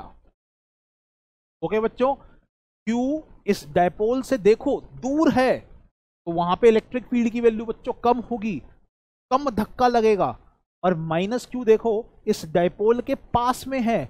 ओके बच्चों, तो इलेक्ट्रिक फील्ड ज्यादा होगी, ज्यादा अट्रैक्शन होगी बच्चों, ज्यादा फोर्स से हम इसको खींच रहे हैं और कम फोर्स से बच्चों धक्का दे रहे हैं। ठीक है, ये जो P1 है ये प्लस Q को कम फोर्स से धक्का दे रहा है और ज्यादा फोर्स से बच्चों खींच रहा है, तो ये ओवरऑल एक अट्रैक्टिव फोर्स आने वाली है, और उसकी वैल्यू बच्चों ये हो जाएगी, ये मैग्नीट्यूड। ठीक है बच्चों, तो आई होप आपको ये फटाफट निकालने आ गया होगा कि हम इसको निकाले कैसे। पहले आप इलेक्ट्रिक फील्ड निकालिए, फिर आप पोटेंशियल एनर्जी निकालिए, फिर आप उसको डिफरेंशिएट कर दीजिए, आपके पास फोर्स आ जाएगा, मैग्नीट्यूड आ जाएगा, और माइनस का मतलब बच्चों अट्रैक्टिव, इसका मतलब प्लस अगर आता तो रिपल्सिव। ठीक है बच्चों, तो ये चीज हमने सीख ली। अब इस पे एक छोटा सा जो है क्वेश्चन करते हैं, ये वाला। ठीक है बच्चों, ये क्वेश्चन करके देखते हैं। इस क्वेश्चन में बच्चों क्या है, the force on electric dipole. बच्चों इलेक्ट्रिक डायपोल है, उस पर हमें फोर्स निकालना है, और वो डायपोल मोमेंट बच्चों उसका P0 I कैप है, और उसको मैंने एक ऐसी इलेक्ट्रिक फील्ड में रख दिया जो कि एक्स डायरेक्शन में ही है बच्चों। ठीक है, अल्फा बच्चों पॉजिटिव है, अल्फा नेगेटिव नहीं है, अल्फा बच्चों पॉजिटिव है, वो भी दिया हुआ है। तो बच्चों कितनी फोर्स लगेगी हमें वो निकालना है। तो बच्चों यहाँ पे डायपोल मोमेंट हमें दे रखा है which is P0 I cap, electric field भी बच्चों हमें दे रखी है which is alpha x I cap. Potential energy बच्चों हम वेक्टर बना दिया, मैंने फ्लो में आगे बच्चों वेक्टर बना दिया, गलत है वो। ठीक है, तो ये U है बच्चों, ये हमारा हो जाएगा माइनस P.E। तो बच्चों minus P is P0 is alpha x and I.I, बच्चों ये बन गया हमारा 1। ठीक है बच्चों, तो हमारा U आ गया ये। अब बच्चों अगर फोर्स निकालनी है minus of del U by del x, d u by d x लिख सकते हो इसको। तो बच्चों यहाँ पे minus of d u by d x करोगे, इसको खुद से सॉल्व करना बच्चों। पी नॉट अल्फा आ रहा है, वो भी पॉजिटिव में, इसका मतलब पॉजिटिव डायरेक्शन में रिपल करेगा ना बच्चों, पॉजिटिव एक्स डायरेक्शन में रिपल करेगा, और वो भी इतनी फोर्स लगा के। बच्चों आंसर हमारा 1 आ गया। देख रहे हो, जितना हमने इसको सोचा समझा, उससे थोड़ा हमारे पास कॉन्फिडेंट आ जाता है कि हम जो कर रहे हैं ना बच्चों, वो बिल्कुल ठीक कर रहे हैं। ठीक है बच्चों, फिजिक्स समझने से हमारे पास कॉन्फिडेंस आता है कि हम जो फटाफट ये चीज कर रहे हैं बच्चों, ये बहुत बिल्कुल सही है। ठीक है बच्चों, तो समझना अलग बात होती है, क्वेश्चन को सॉल्व करने का तरीका बच्चों अलग होता है। ठीक है ना, ये हमने क्वेश्चन को सॉल्व करने का तरीका बना लिया, और वो का तरीका बच्चों है ना बच्चों। आगे बढ़ते हैं, नेक्स्ट क्वेश्चन बच्चों देखो, नेक्स्ट क्वेश्चन क्या है। ये बच्चों जेई मेन का क्वेश्चन है, ठीक है, 2020 का, और उसमें बच्चों ये आया हुआ है। देखो क्या लिखा हुआ है क्वेश्चन के अंदर, दो आइडेंटिकल इलेक्ट्रिक डायपोल्स हैं हैविंग डायपोल मोमेंट। बच्चों एक दोनों का डायपोल मोमेंट बच्चों देखो वैल्यू सेम है, लेकिन डायरेक्शन ऑपोजिट है। एक डायपोल बच्चों इस तरफ है आई कैप में, और एक डायपोल बच्चों इस तरफ है माइनस आई कैप में। देखो एक आई कैप में है और एक माइनस आई कैप में है बच्चों, यहाँ पे हमें साफ साफ दिख रहा है। इसको बच्चों मैंने कहाँ रखा गया, एक्स एक्सिस में रखा हुआ है, और दोनों के सेंटर्स बच्चों कितनी दूर हैं, ए डिस्टेंस की दूरी पे हैं। ओके बच्चों, दोनों के जो डिस्टेंस है बच्चों एक दूसरे के ए डिस्टेंस पे दूरी पे है। अब बच्चों मैंने इनको रिलीज कर दिया, मैंने इनको यहां से छोड़ दिया। जब ये मैं इनको छोड़ दूंगा, तो इसने बोला हुआ है कि they move along x axis with the direction of their dipole movements remaining unchanged. बच्चों इसका मतलब क्या है कि एक डायपोल इस तरफ है, एक डायपोल इस तरफ है। अभी आपने साफ साफ देखा, जब मैंने दोनों को ऐसे रखा था तो ये अट्रैक्ट कर रहे थे, जब मैं ऐसे रख दूंगा बच्चों तो ये रिपेल करेंगे। ठीक है बच्चों, अभी मैंने आपको ऐसे रख के दिखाया था, है ना, कि जिस तरफ दोनों डायपोल्स की डायरेक्शन बच्चों सेम थी। तो अभी अभी मैंने बताया तुम्हें कि ये अट्रैक्ट कर रहे हैं। जब मैं इनको बच्चों ऑपोजिट रख दूंगा एक को, ये बच्चों रिपेल करेंगे। ठीक है ना बच्चों, ये रिपेल करेंगे एक दूसरे को।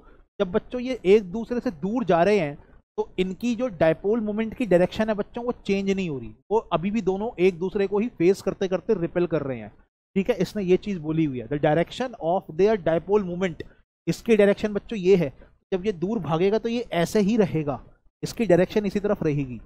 डायपोल मोमेंट का जो एरो है बच्चों, वो एरो इसी तरफ रहेगा, वो एरो ऊपर या नीचे नहीं हो जाएगा बच्चों, उसकी डायरेक्शन चेंज नहीं होगी, वो ऐसे ही रहेगा।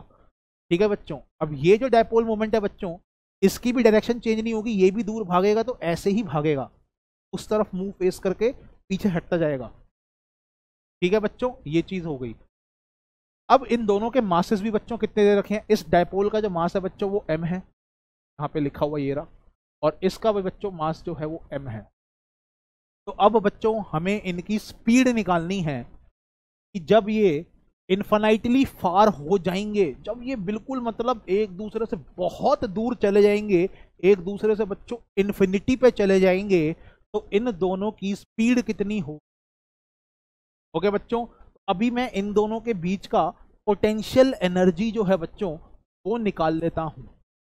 ठीक है बच्चों, आप सबको ये साफ साफ दिख रहा है कि ये एक दूसरे को बच्चों धक्का दे रहे हैं, ये एक दूसरे को बच्चों रिपेल कर रहे हैं, एक दूसरे को रिपेल कर रहे हैं बच्चों।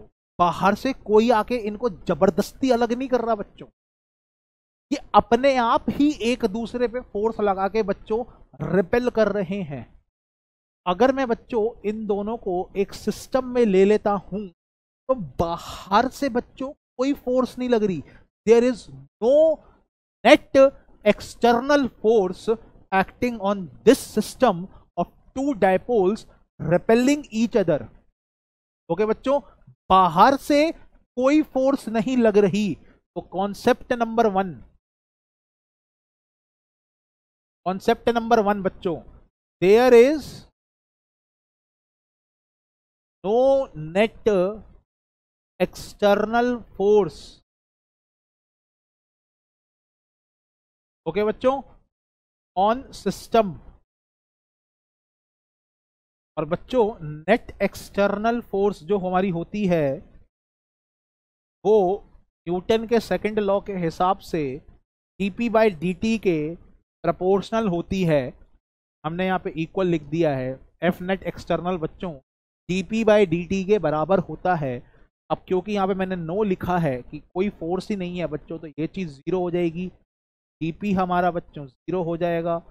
p इनिशियल p फाइनल के बराबर हो जाएगा बच्चों। हम मोमेंटम को कंजर्व कर सकते हैं। ठीक है बच्चों, हम मोमेंटम को कंजर्व कर सकते हैं जब बाहर से बच्चों कोई फोर्स नहीं लगती है किसी भी सिस्टम पर, तो हम उसके इनिशियल मोमेंटम को फाइनल मोमेंटम के बराबर कर सकते हैं। ठीक है बच्चों, ये कॉन्सेप्ट मैंने आपको पहले भी बता दिया था, अभी दोबारा बता रहा हूं। जितनी बार मैंने आपको बताया है, जितनी बार हम रिवाइज करेंगे, जितनी बार किसी चीज़ को बच्चों सुनेंगे, जितनी बार किसी चीज़ को देखेंगे, उतनी ज़्यादा अच्छे से बच्चों वो चीज़ दिमाग में बैठती है। इसलिए सारे टीचर्स आपको ये बोलते हैं कि भैया सेल्फ स्टडी करो, रिवीजन करो, बार बार पढ़ो।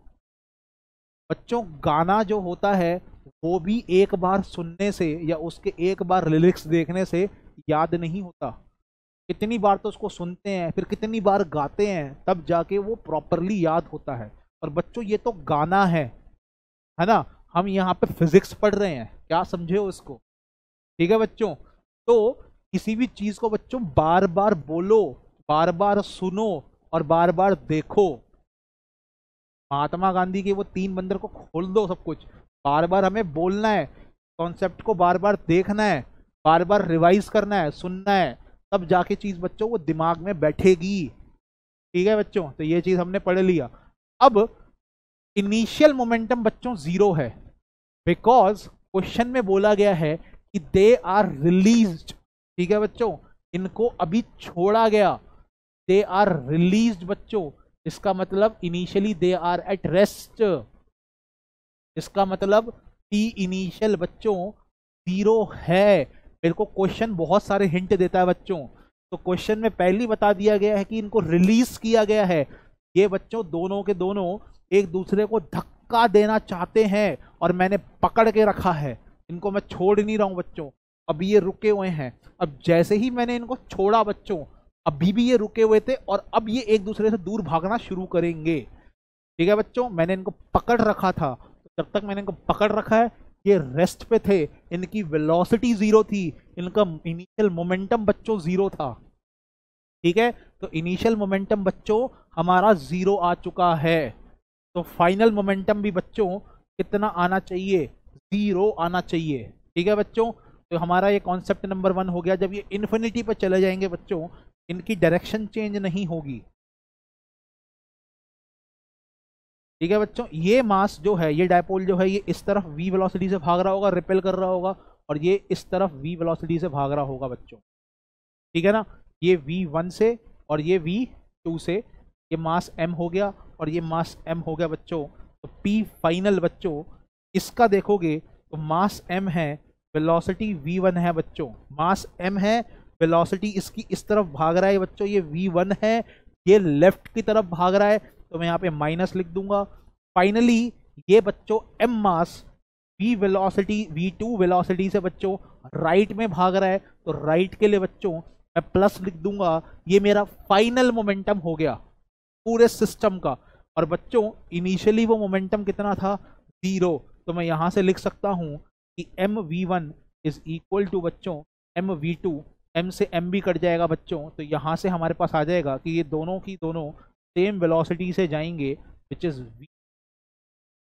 दोनों की वेलोसिटीज को बच्चों हम v ले लेते हैं, v1 और v2 लिखने की बजाय v ही लिख देंगे अब। तो बच्चों यहां से हमें समझ में आ गया ये इनिशियल स्टेट थी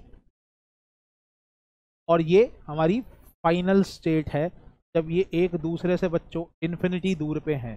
तो पोटेंशियल एनर्जी बच्चों फाइनली तो जीरो हो जाएगी, क्योंकि इन्फिनिटी पे चले गए, इंटरैक्ट ही नहीं कर रहे एक दूसरे के साथ। तो बच्चों पोटेंशियल एनर्जी जो है वो हम फाइनली इन्फिनिटी पे जीरो मानते हैं। Q फाइनल बच्चों हमारा जीरो हो गया। ठीक है, ये एक इक्वेशन हम पता लगा चुके हैं, ये हम पता लगा चुके हैं बच्चों। अब हमारा U इनिशियल पता लगाना बच्चों बस बाकी रह गया है।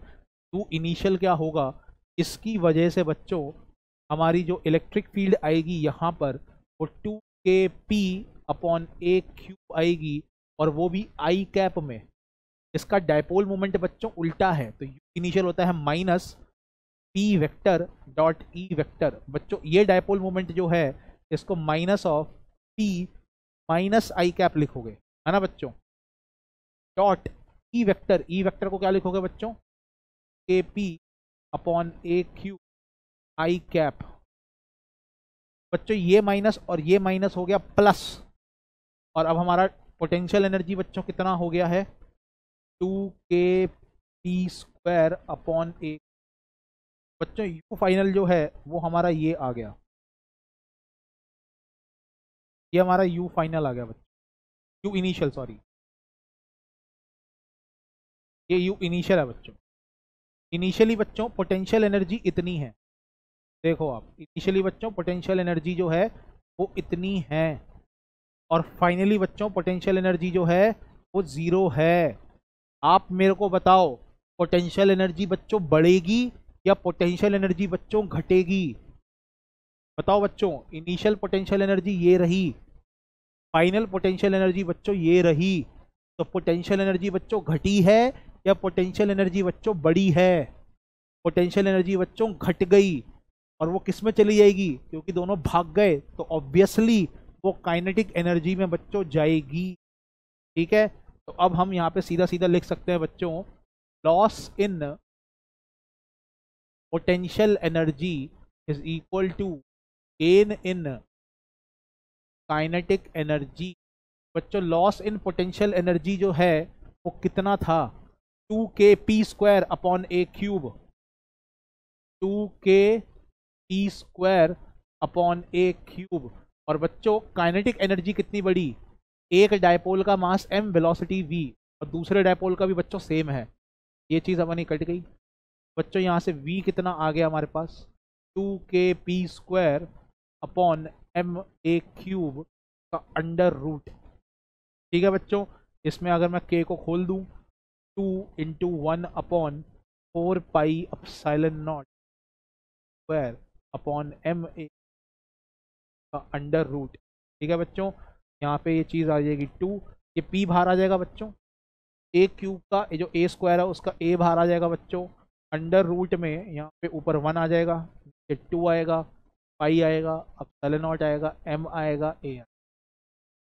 तो बच्चों p by a 2 pi epsilon naught m a। ठीक है बच्चों, यहाँ पे देखते हैं p बाय a सब में है, देखो बच्चों p बाय a सब में है 2 pi epsilon naught m a, तो मतलब बच्चों इसका आंसर जो है वो फर्स्ट ही। ओके बच्चों, तो ये हमारा इसका जो आंसर आया वो फर्स्ट आया। तो आपने देखा कि कैसे मैंने सारे कॉन्सेप्ट्स को बच्चों यहाँ पे लगाया और इजीली फिजिक्स के थ्रू इसको प्रॉपरली मैंने सॉल्व कर दिया। ठीक है बच्चों, चलो अब हम आगे बढ़ते हैं बच्चों इक्वी पोटेंशियल सरफेसेस पे। अब हम देखते हैं बच्चों ये इक्वी पोटेंशियल सरफेस किस बला का नाम है। ठीक है बच्चों, क्या होती हैं ये इक्वी पोटेंशियल सरफेसेस।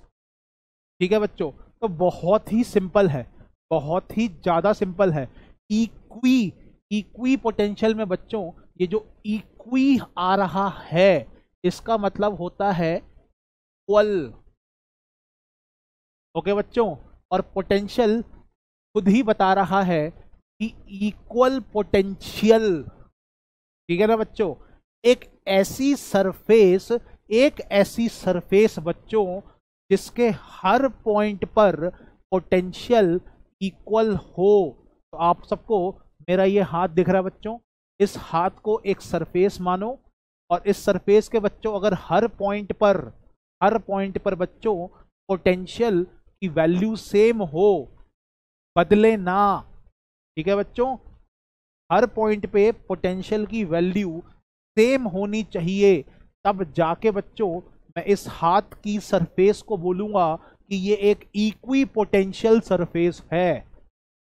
ठीक है बच्चों, the surface on which every point has the same potential is known as equipotential surface. है ना बच्चों, यहाँ पे हमें साफ साफ चीज दिखाई दे रही है, तो हम यहाँ पे क्या बोल सकते हैं, surface on which each and every point has same potential बच्चों, has same potential is known as each potential surface.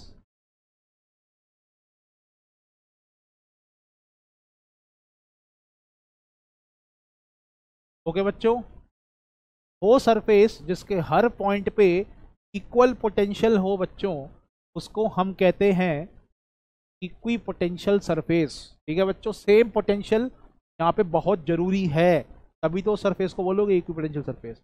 अब बच्चों इसकी प्रॉपर्टीज हमें सीखनी है। इक्वी पोटेंशियल सरफेस अगर है तो क्या क्या चीजें होंगी। ठीक है बच्चों, हमें ये चीज सीखने की बहुत ज्यादा जरूरत है। तो इस चीज को जरा हम अब देखते हैं। तो बच्चों कॉन्सेप्ट हम क्या यूज करने वाले हैं, देखो बच्चों कॉन्सेप्ट बहुत ध्यान से सुनना। ठीक है बच्चों, बहुत ध्यान से सुनना इस चीज को, अगर ध्यान से नहीं सुनोगे तो दिक्कत आ सकती है। ठीक है बच्चों, तो कॉन्सेप्ट हमारा क्या था बच्चों, ये इलेक्ट्रिक फील्ड है, ये बच्चों इलेक्ट्रिक फील्ड है। इलेक्ट्रिक फील्ड बच्चों किस डायरेक्शन में है ये बताओ। राइट डायरेक्शन में है, पॉजिटिव एक्स डायरेक्शन में है बच्चों। ठीक है बच्चों, अगर हमारी इलेक्ट्रिक फील्ड जो है वो इस तरफ है, ठीक है ना बच्चों, यहाँ पे मैं ले लेता हूँ 1 कूलम। बच्चों जब आप इस 1 कूलम को यहाँ से यहाँ ही डिस्टेंस मूव करोगे, मतलब मैं नहीं मूव कर रहा, 1 कूलम बच्चों अपने आप इलेक्ट्रिक फील्ड की डायरेक्शन में जाएगा, अपने आप बच्चों इलेक्ट्रिक फील्ड की डायरेक्शन में जाएगा। ठीक है ना बच्चों, तो इलेक्ट्रिक फील्ड बच्चों यहाँ पे पॉजिटिव काम करेगी। ठीक है ना बच्चों, क्या बोला था मैंने यहाँ पे, आपको समझाने की पहले भी कोशिश करी हुई है मैंने यहाँ पे, work done by electric field, work done by electric field बच्चों कितना हो जाएगा, force on 1 coulomb charge into displacement. बच्चों कितना फोर्स लगा है, फोर्स ऑन 1 कूलम चार्ज को बच्चों इलेक्ट्रिक फील्ड ही कहते हैं। और जब आप उसको डिस्प्लेसमेंट से बच्चों मल्टीप्लाई कर दोगे, डिस्प्लेसमेंट से बच्चों जब मल्टीप्लाई कर दोगे तो पॉजिटिव काम आ रहा है बच्चों। Work done by electric field बच्चों देखो पॉजिटिव है, जिस तरफ फोर्स लग रही है इलेक्ट्रिक फील्ड को बच्चों क्या बोलते हैं, फोर्स। किस चार्ज पे, 1 कूलम चार्ज पे, है ना बच्चों। जब इलेक्ट्रिक फील्ड अगर राइट में है, इसका मतलब 1 कूलम चार्ज पे बच्चों राइट में फोर्स लग रही है। ठीक है बच्चों, राइट में बच्चों फोर्स लग रही है। ठीक है बच्चों, तो इसका मतलब फोर्स भी राइट में, डिस्प्लेसमेंट भी राइट में, तो इलेक्ट्रिक फील्ड का काम बच्चों पॉजिटिव है। अगर इलेक्ट्रिक फील्ड का काम बच्चों पॉजिटिव है, इसका मतलब electric field is giving energy. Positive का मतलब बच्चों क्या हो गया, इसका मतलब ये हो गया कि electric field is giving energy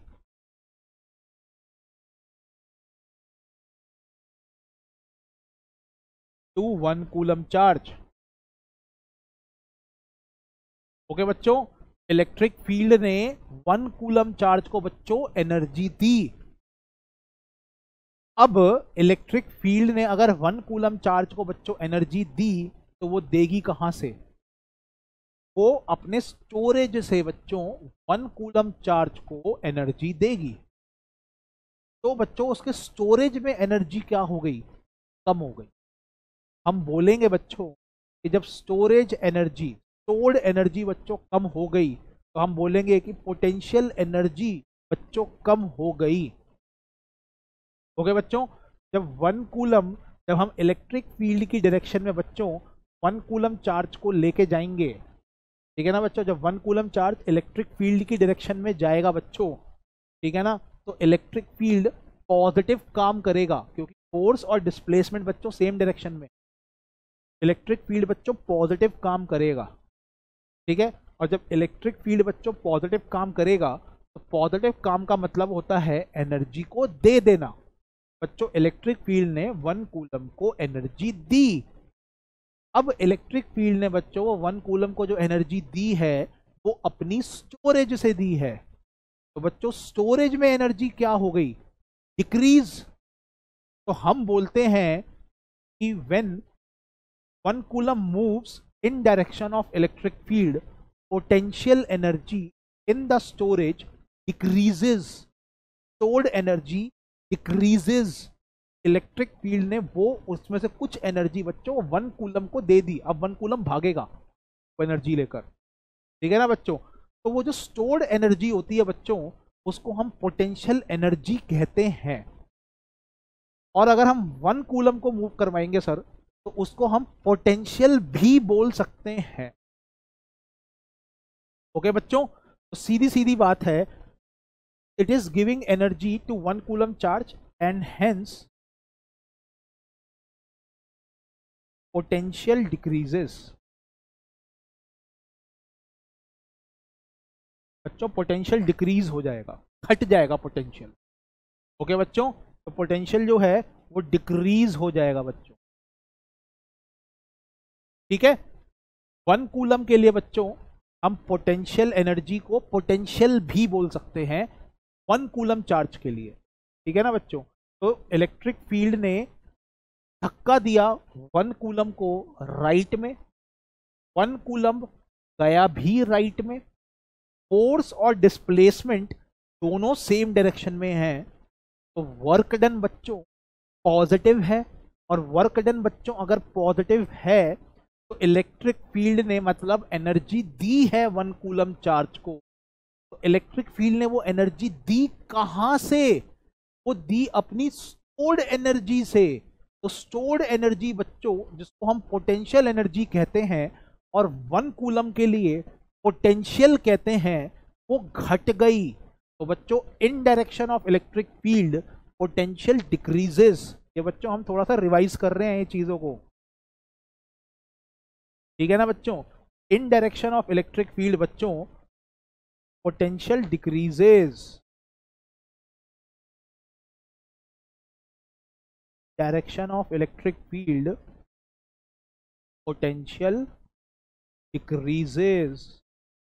okay बच्चों, अब दूसरा कॉन्सेप्ट हमारा क्या कहता है कि अगर बच्चों इलेक्ट्रिक फील्ड इस तरफ है और 1 कूलम को हम ऑपोजिट लेके जा रहे हैं, बच्चों इलेक्ट्रिक फील्ड इस तरफ है, राइट में है, वो 1 कूलम पे बच्चों राइट डायरेक्शन में फोर्स लगा रहा है। इलेक्ट्रिक फील्ड बच्चों राइट डायरेक्शन में है, 1 कूलम पे फोर्स बच्चों वो राइट डायरेक्शन में लगा रहा है। लेकिन अगर 1 कूलम चार्ज बच्चों उल्टा जाए, अपने आप तो जाएगा नहीं, हम लेके जाएंगे बच्चों। अगर 1 कूलम चार्ज उल्टा जा रहा है, ठीक है ना बच्चों, उल्टा जा रहा है, तो ध्यान से देखो बच्चों, 1 कूलम पे फोर्स इस तरफ लगी है, इलेक्ट्रिक फील्ड इस तरफ है, डिस्प्लेसमेंट बच्चों उल्टा है। Work done by electric field बच्चों वो फोर्स इंटू डिस्प्लेसमेंट cos 180 आ जाएगा, विच इज -1। बच्चों वर्क डन नेगेटिव आया, अगर वर्क डन बच्चों नेगेटिव आया तो energy is taken from 1 coulomb charge, energy को ले लिया गया है 1 कूलम चार्ज से। किसने? इलेक्ट्रिक फील्ड ने, क्योंकि हम इलेक्ट्रिक फील्ड का काम निकाल रहे हैं बच्चों, ठीक है ना। तो नेगेटिव काम का मतलब होता है एनर्जी ले लेना। अगर इलेक्ट्रिक फील्ड की फोर्स बच्चों इस तरफ है और 1 कूलम का डिस्प्लेसमेंट बच्चों उल्टा है, एंगल 180 डिग्री बना, काम नेगेटिव होगा इलेक्ट्रिक फील्ड का। नेगेटिव काम का मतलब इलेक्ट्रिक फील्ड 1 कूलम से एनर्जी छीन रही है, ठीक है ना बच्चों। अगर इलेक्ट्रिक फील्ड एनर्जी छीन रही है 1 कूलम से, तो उसको कहीं स्टोर तो करेगी बच्चों, जहां भी स्टोर करेगी वहां पे स्टोर्ड एनर्जी बढ़ गई, पोटेंशियल एनर्जी बढ़ गई। और 1 कूलम के लिए बच्चों हम पोटेंशियल एनर्जी को पोटेंशियल भी बोलते हैं। जब भी हम इलेक्ट्रिक फील्ड के बच्चों ऑपोजिट डायरेक्शन में जाएंगे, पोटेंशियल इंक्रीज हो जाएगा, ठीक है ना बच्चों। Energy is taken from 1 coulomb charge, हमने यहां पे लिख दिया, एंड हेंस पोटेंशियल इंक्रीजेज। ठीक है बच्चों, तो पोटेंशियल इंक्रीज हो जाएगा। तो यहाँ पे नोट बना के लिख सकते हैं बच्चों, हम नोट बना के लिख सकते हैं, in direction opposite to electric field potential increases. ठीक है बच्चों, ये चीज हमारी बहुत इंपॉर्टेंट है। ठीक है बच्चों, आपको ये दो नोट्स याद रखने हैं। अगर कुछ और याद नहीं रखना तो आपको ये दो नोट्स तो बच्चों जरूर याद रखने हैं। इलेक्ट्रिक फील्ड जिस तरफ है, अगर मैं उस तरफ चलूंगा बच्चों तो पोटेंशियल घटेगा, और अगर मैं इलेक्ट्रिक फील्ड के ऑपोजिट डायरेक्शन में चलूंगा बच्चों तो पोटेंशियल बढ़ेगा। ये आपको दो पॉइंट्स याद रखने हैं। तीसरा पॉइंट क्या है बच्चों? तीसरा पॉइंट ये है, ये दूसरा पॉइंट था। तीसरा पॉइंट बच्चों कॉन्सेप्ट का जो ये है कि अगर इलेक्ट्रिक फील्ड बच्चों इस तरफ है और मेरा डिस्प्लेसमेंट बच्चों परपेंडिकुलर है, if 1 coulomb charge is moved perpendicular to electric field बच्चों, तो इलेक्ट्रिक फील्ड का काम जीरो है ना बच्चों। अगर 1 कूलम का जो डिस्प्लेसमेंट है बच्चों वो परपेंडिकुलर है इलेक्ट्रिक फील्ड के, तो work done by electric field बच्चों, work done by electric field बच्चों कितना आ जाएगा? E into d into cos 90 degree बच्चों, ये हो जाएगा जीरो। इलेक्ट्रिक फील्ड ने बच्चों कोई काम ही नहीं किया। Electric field has done no work. Okay बच्चों, इलेक्ट्रिक फील्ड का काम क्या है? Zero.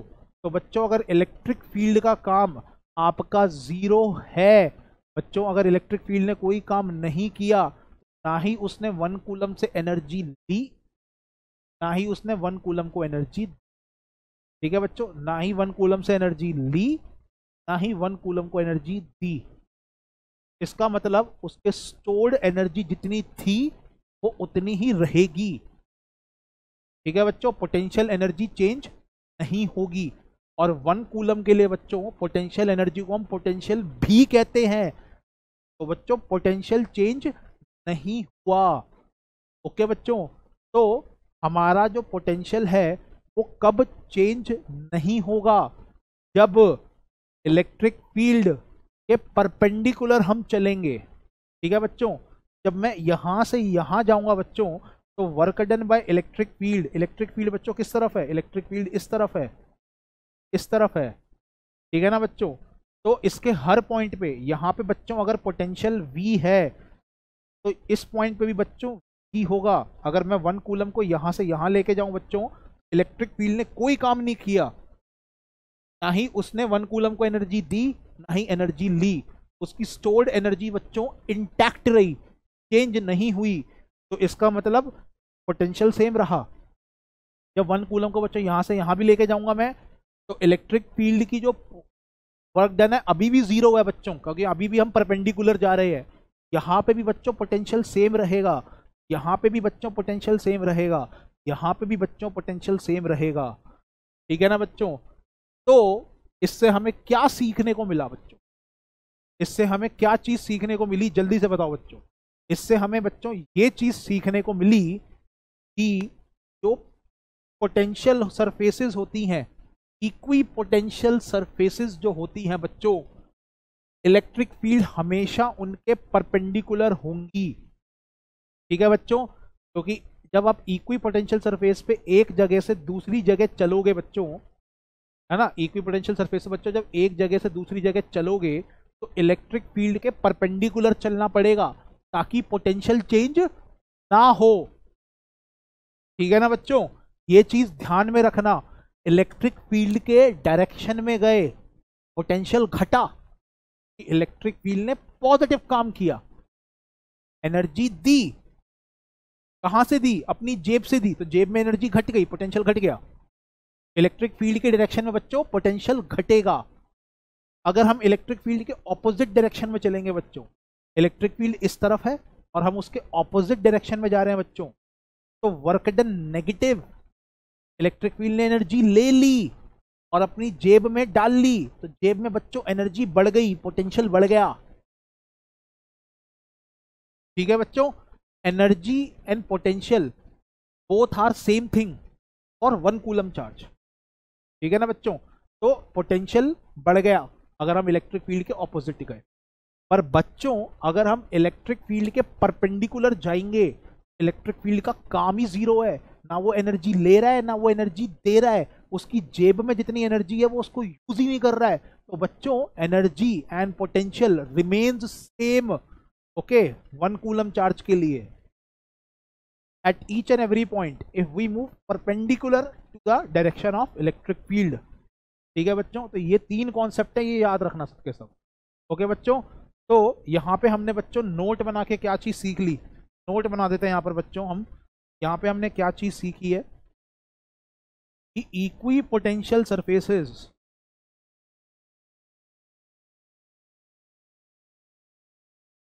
Should be perpendicular, should be perpendicular to electric fields।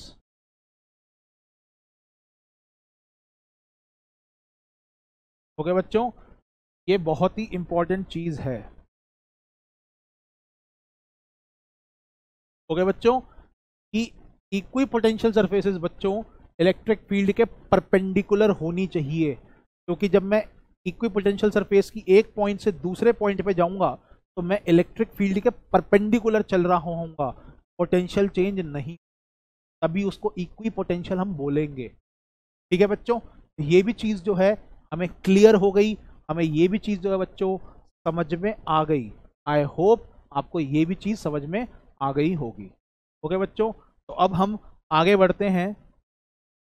तो आगे बच्चों यहाँ पे ये चीज देखो, इक्वी पोटेंशियल सरफेसेस का ये एक नमूना है, एक डायग्राम है। ठीक है बच्चों, तो देखिए जरा ध्यान से बच्चों, बहुत ध्यान से देखना इस चीज, ठीक है ना, कि यहां पे बच्चों एक पॉइंट चार्ज रखा हुआ है।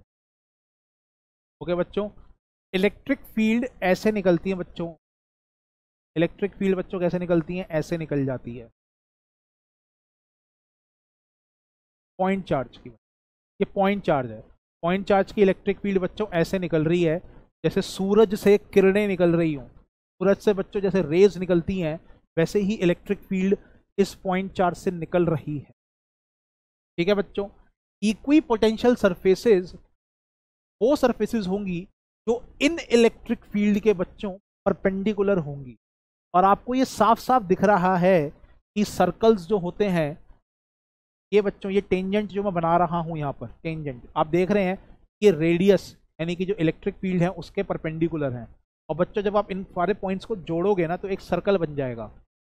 ठीक है बच्चों, जब आपने इन सारे पॉइंट्स को बच्चों जोड़ा, ये क्या बन गया, एक सर्कल बन गया बच्चों। ठीक है ना बच्चों, ये एक सर्कल बन गया।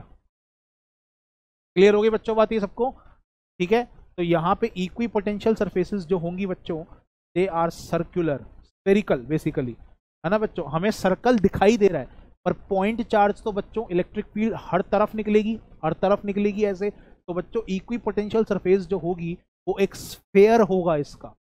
ठीक है ना बच्चों, यहाँ पे मैं बोल सकता हूँ कि हमारी जो बच्चों की पोटेंशियल सरफेस है,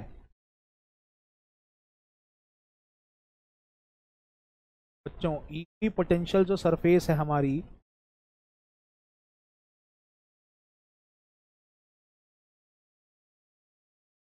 पॉइंट चार्ज की बच्चों, इक्वी पोटेंशियल सरफेस जो है बच्चों हमारी पॉइंट चार्ज की, ठीक है ना बच्चों, वो स्फेरिकल है, वो स्फेरिकल है। ओके बच्चों, हम ये भी बोल सकते हैं, यहाँ पे ध्यान से देखना बच्चों, कि ये अगर कोई पॉइंट है हमारा, ये कोई पॉइंट है बच्चों, यहाँ से आर डिस्टेंस की दूरी पे बच्चों, आर डिस्टेंस की दूरी पे इस पॉइंट पे बच्चों पोटेंशियल कितना होगा, के क्यू अपॉन आर। बच्चों इस पॉइंट पे भी कितना होगा पोटेंशियल, के क्यू अपॉन आर, क्योंकि ये भी आर डिस्टेंस की दूरी पे है, ये भी पॉइंट आर डिस्टेंस की दूरी पे, यहाँ भी पोटेंशियल बच्चों कितना होगा, के क्यू आर। बच्चों ये भी पॉइंट भी आर डिस्टेंस की दूरी पे, यहाँ पे भी पोटेंशियल बच्चों कितना होगा, के क्यू आर। तो बच्चों पॉइंट चार्ज से आर डिस्टेंस की दूरी पे कहीं भी पोटेंशियल जो होगा बच्चों वो के क्यू बाय आर होगा, और वो एक स्फेरिकल रीजन होगा। ठीक है ना बच्चों, क्यू चार्ज से आर डिस्टेंस दूरी पे बच्चों हम स्फेयर बना सकते हैं और स्फेयर के हर पॉइंट पे बच्चों पोटेंशियल सेम होगा। और यहाँ पे हम देख पा रहे हैं जो सर्कल हमें दिखेगा यहाँ पे, वैसे बच्चों ये स्फेयर है, हमें दिखेगा सर्कल, और वो इलेक्ट्रिक फील्ड के बच्चों देखो परपेंडिकुलर है। स्फेयर का हर पॉइंट बच्चों इलेक्ट्रिक फील्ड के परपेंडिकुलर है। मैंने आपको टेंजेंट बना के बच्चों यहाँ पे दिखा दिया, ठीक है बच्चों। तो फॉर पॉइंट चार्ज बच्चों, पॉइंट चार्ज जो हो है वो भी बच्चों पॉइंट चार्ज है, का इक्वी पोटेंशियल सरफेस बच्चों स्फेरिकल होगा, ठीक है बच्चों। Equi potential surface of point charge is spherical बच्चों, इज स्फेरिकल। ये बच्चों याद रखना है आपको, ओके बच्चों। तो ये चीज हमने समझ ली, ओके। अब आ जाते हैं बच्चों इस वाले पे। तो बच्चों ये एक इन्फिनाइट शीट है बच्चों, ये क्या है, एक इन्फिनाइट। तो बच्चों इन्फिनाइट शीट की वजह से जो इलेक्ट्रिक फील्ड लाइंस होती हैं बच्चों वो पैरेलल होती हैं, ठीक है ना बच्चों, वो पैरेलल होती हैं। इलेक्ट्रिक फील्ड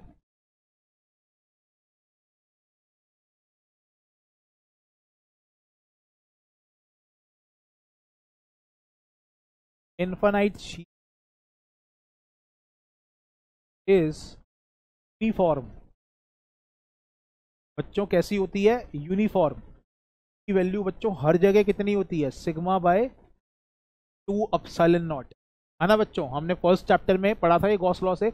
इन्फिनाइट शीट की वजह से बच्चों जो इलेक्ट्रिक फील्ड होती है वो हर जगह सिग्मा बाय 2 एप्सिलॉन नॉट, हर जगह बच्चों इसकी वैल्यू सेम है। इसका मतलब इन्फिनाइट शीट की वजह से बच्चों जो इलेक्ट्रिक फील्ड बन रही है वो इलेक्ट्रिक फील्ड बच्चों यूनिफॉर्म है। यूनिफॉर्म इलेक्ट्रिक फील्ड बच्चों हम कैसे बनाते हैं, इक्वली स्पेस्ड लाइन से, ठीक है ना बच्चों। तो इन इक्वली स्पेस्ड लाइन के परपेंडिकुलर बच्चों जो सरफेस होंगी वो हमारी इक्वी पोटेंशियल सरफेसेस होंगी, ठीक है बच्चों।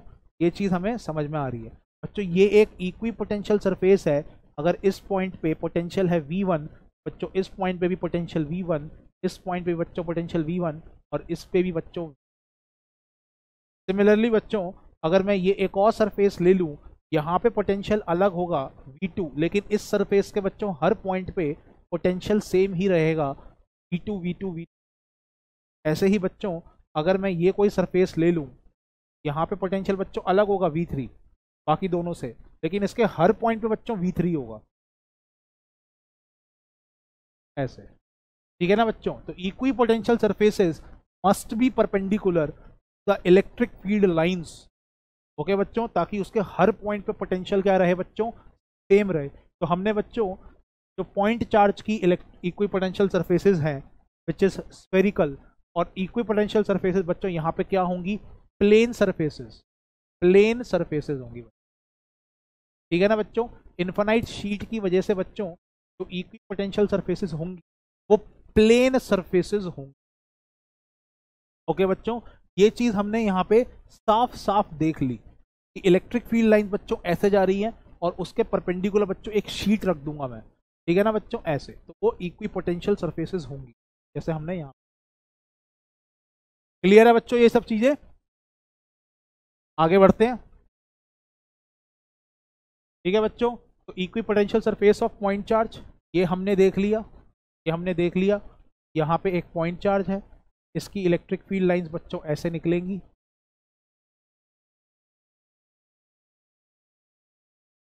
ओके बच्चों। और ये परपेंडिकुलर ये जो बनेंगी सरफेस, ये बच्चों equi potential surface, equi potential surface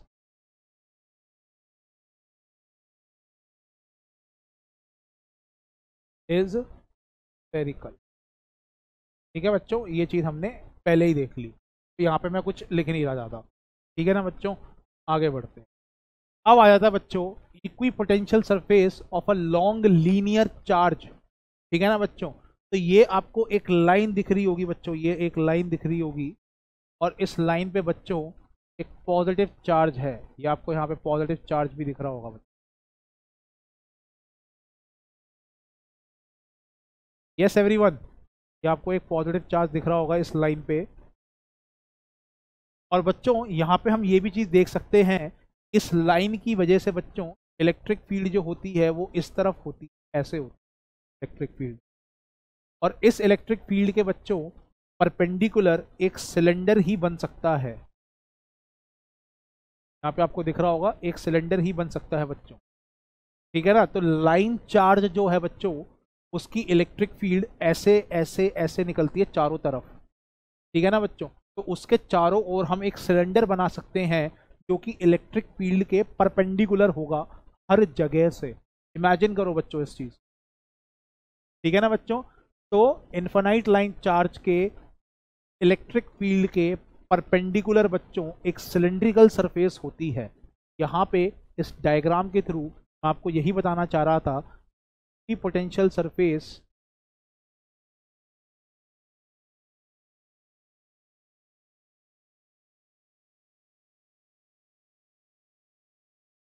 तो है बच्चों of infinite line charge,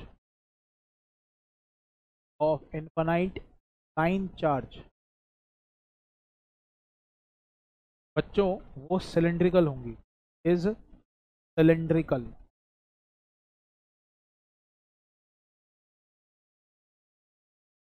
okay बच्चों, इनफाइनाइट लाइन चार्ज की वजह से जो इक्वी पोटेंशियल सरफेसेस बनेंगी वो सिलेंड्रिकल बनेंगी।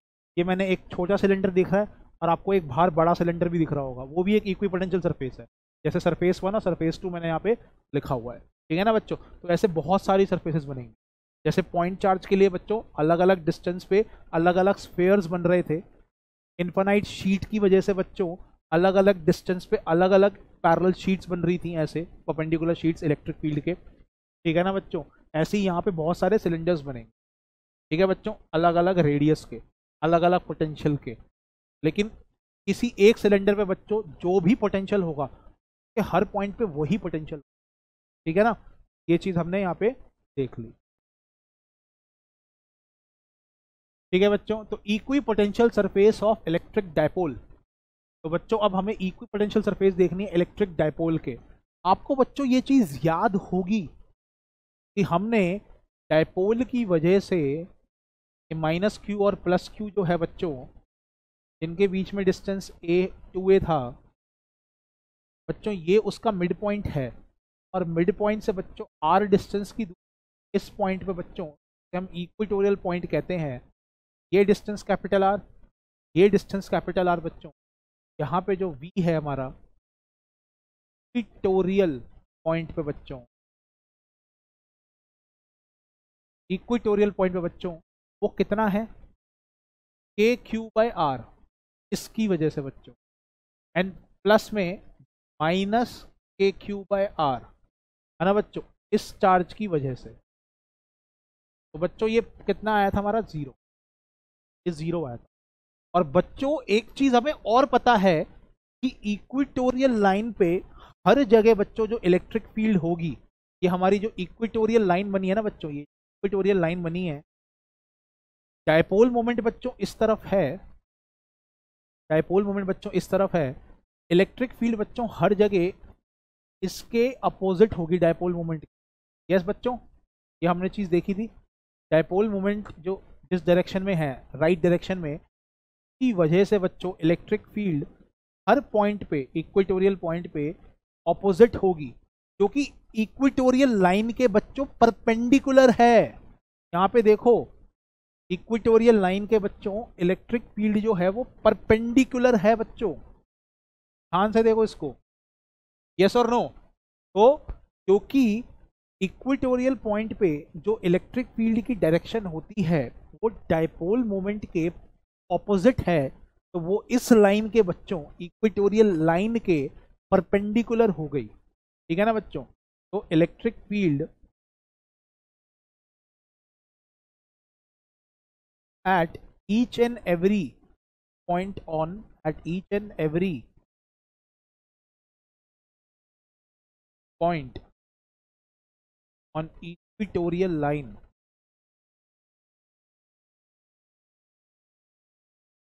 is perpendicular to equatorial line। और बच्चों ये साइड में देखने से एक लाइन लग रही है, अगर आप मेरे हाथ को ध्यान से देखेंगे बच्चों आपको ये लाइन दिखेगी, पर एक्चुअली में बच्चों ये सरफेस है, यहाँ पे मैंने दिखा रखा है कि बच्चों ये इक्वेटोरियल प्लेन है हमारा। ये क्या है बच्चों, हमारा एक इक्वेटोरियल प्लेन है, ठीक है ना बच्चों, जो इसको काट के जा रहा है। अगर मैं अपना हाथ लूँ बच्चों, ये सरफेस दिख रहा है आपको, अगर मैं इसको ऐसे काटूँ यूँ, आपको बच्चों ये सिर्फ लाइन दिखेगी, ये पूरी की पूरी बच्चों सरफेस है जो इसको बाइसेक्ट कर रही है। तो बच्चों इस प्लेन के हर पॉइंट पे बच्चों, इस प्लेन के हर पॉइंट पे बच्चों जो पोटेंशियल होगा वो जीरो होगा। तो इलेक्ट्रिक डायपोल का बच्चों इक्वी पोटेंशियल सरफेस हमें समझ में आ गया कि वो एक प्लेन सरफेस है जो डायपोल को बच्चों बीच में से काट रहा है, और उसके हर पॉइंट पे बच्चों जो पोटेंशियल है वो जीरो है। ठीक है बच्चों, तो हमारी जो जितने भी टॉपिक्स जो मैंने आज बताए थे कि हम कवर करेंगे बच्चों, वो हमने कवर कर लिया। आई होप आपको इक्वी पोटेंशियल सरफेसेस के जो कॉन्सेप्ट्स हैं वो समझ में आए हो। आई होप आपको शॉर्ट डायपोल पे फोर्स लगती है बच्चों नॉन यूनिफॉर्म इलेक्ट्रिक फील्ड के अंदर, वो भी समझ में आ गई हो। उसके जो क्वेश्चंस मैंने आपको दिखाए कैसे करते हैं वो प्रॉपरली समझ में आए हो बच्चों। आपसे मैं प्रॉपर रिक्वेस्ट कर रहा हूं कि हर टॉपिक को बच्चों अच्छे से रिवाइज करो। जो चीज़ बच्चों पहली बारी में समझ में नहीं आती, अगर आप उसको दोबारा रिवाइज करोगे बच्चों, वो चीज़ ज़्यादा समझ में आनी शुरू हो जाती है। ये सिर्फ पढ़ाई के साथ नहीं बच्चों, ये हर चीज़ के साथ है, ठीक है ना बच्चों।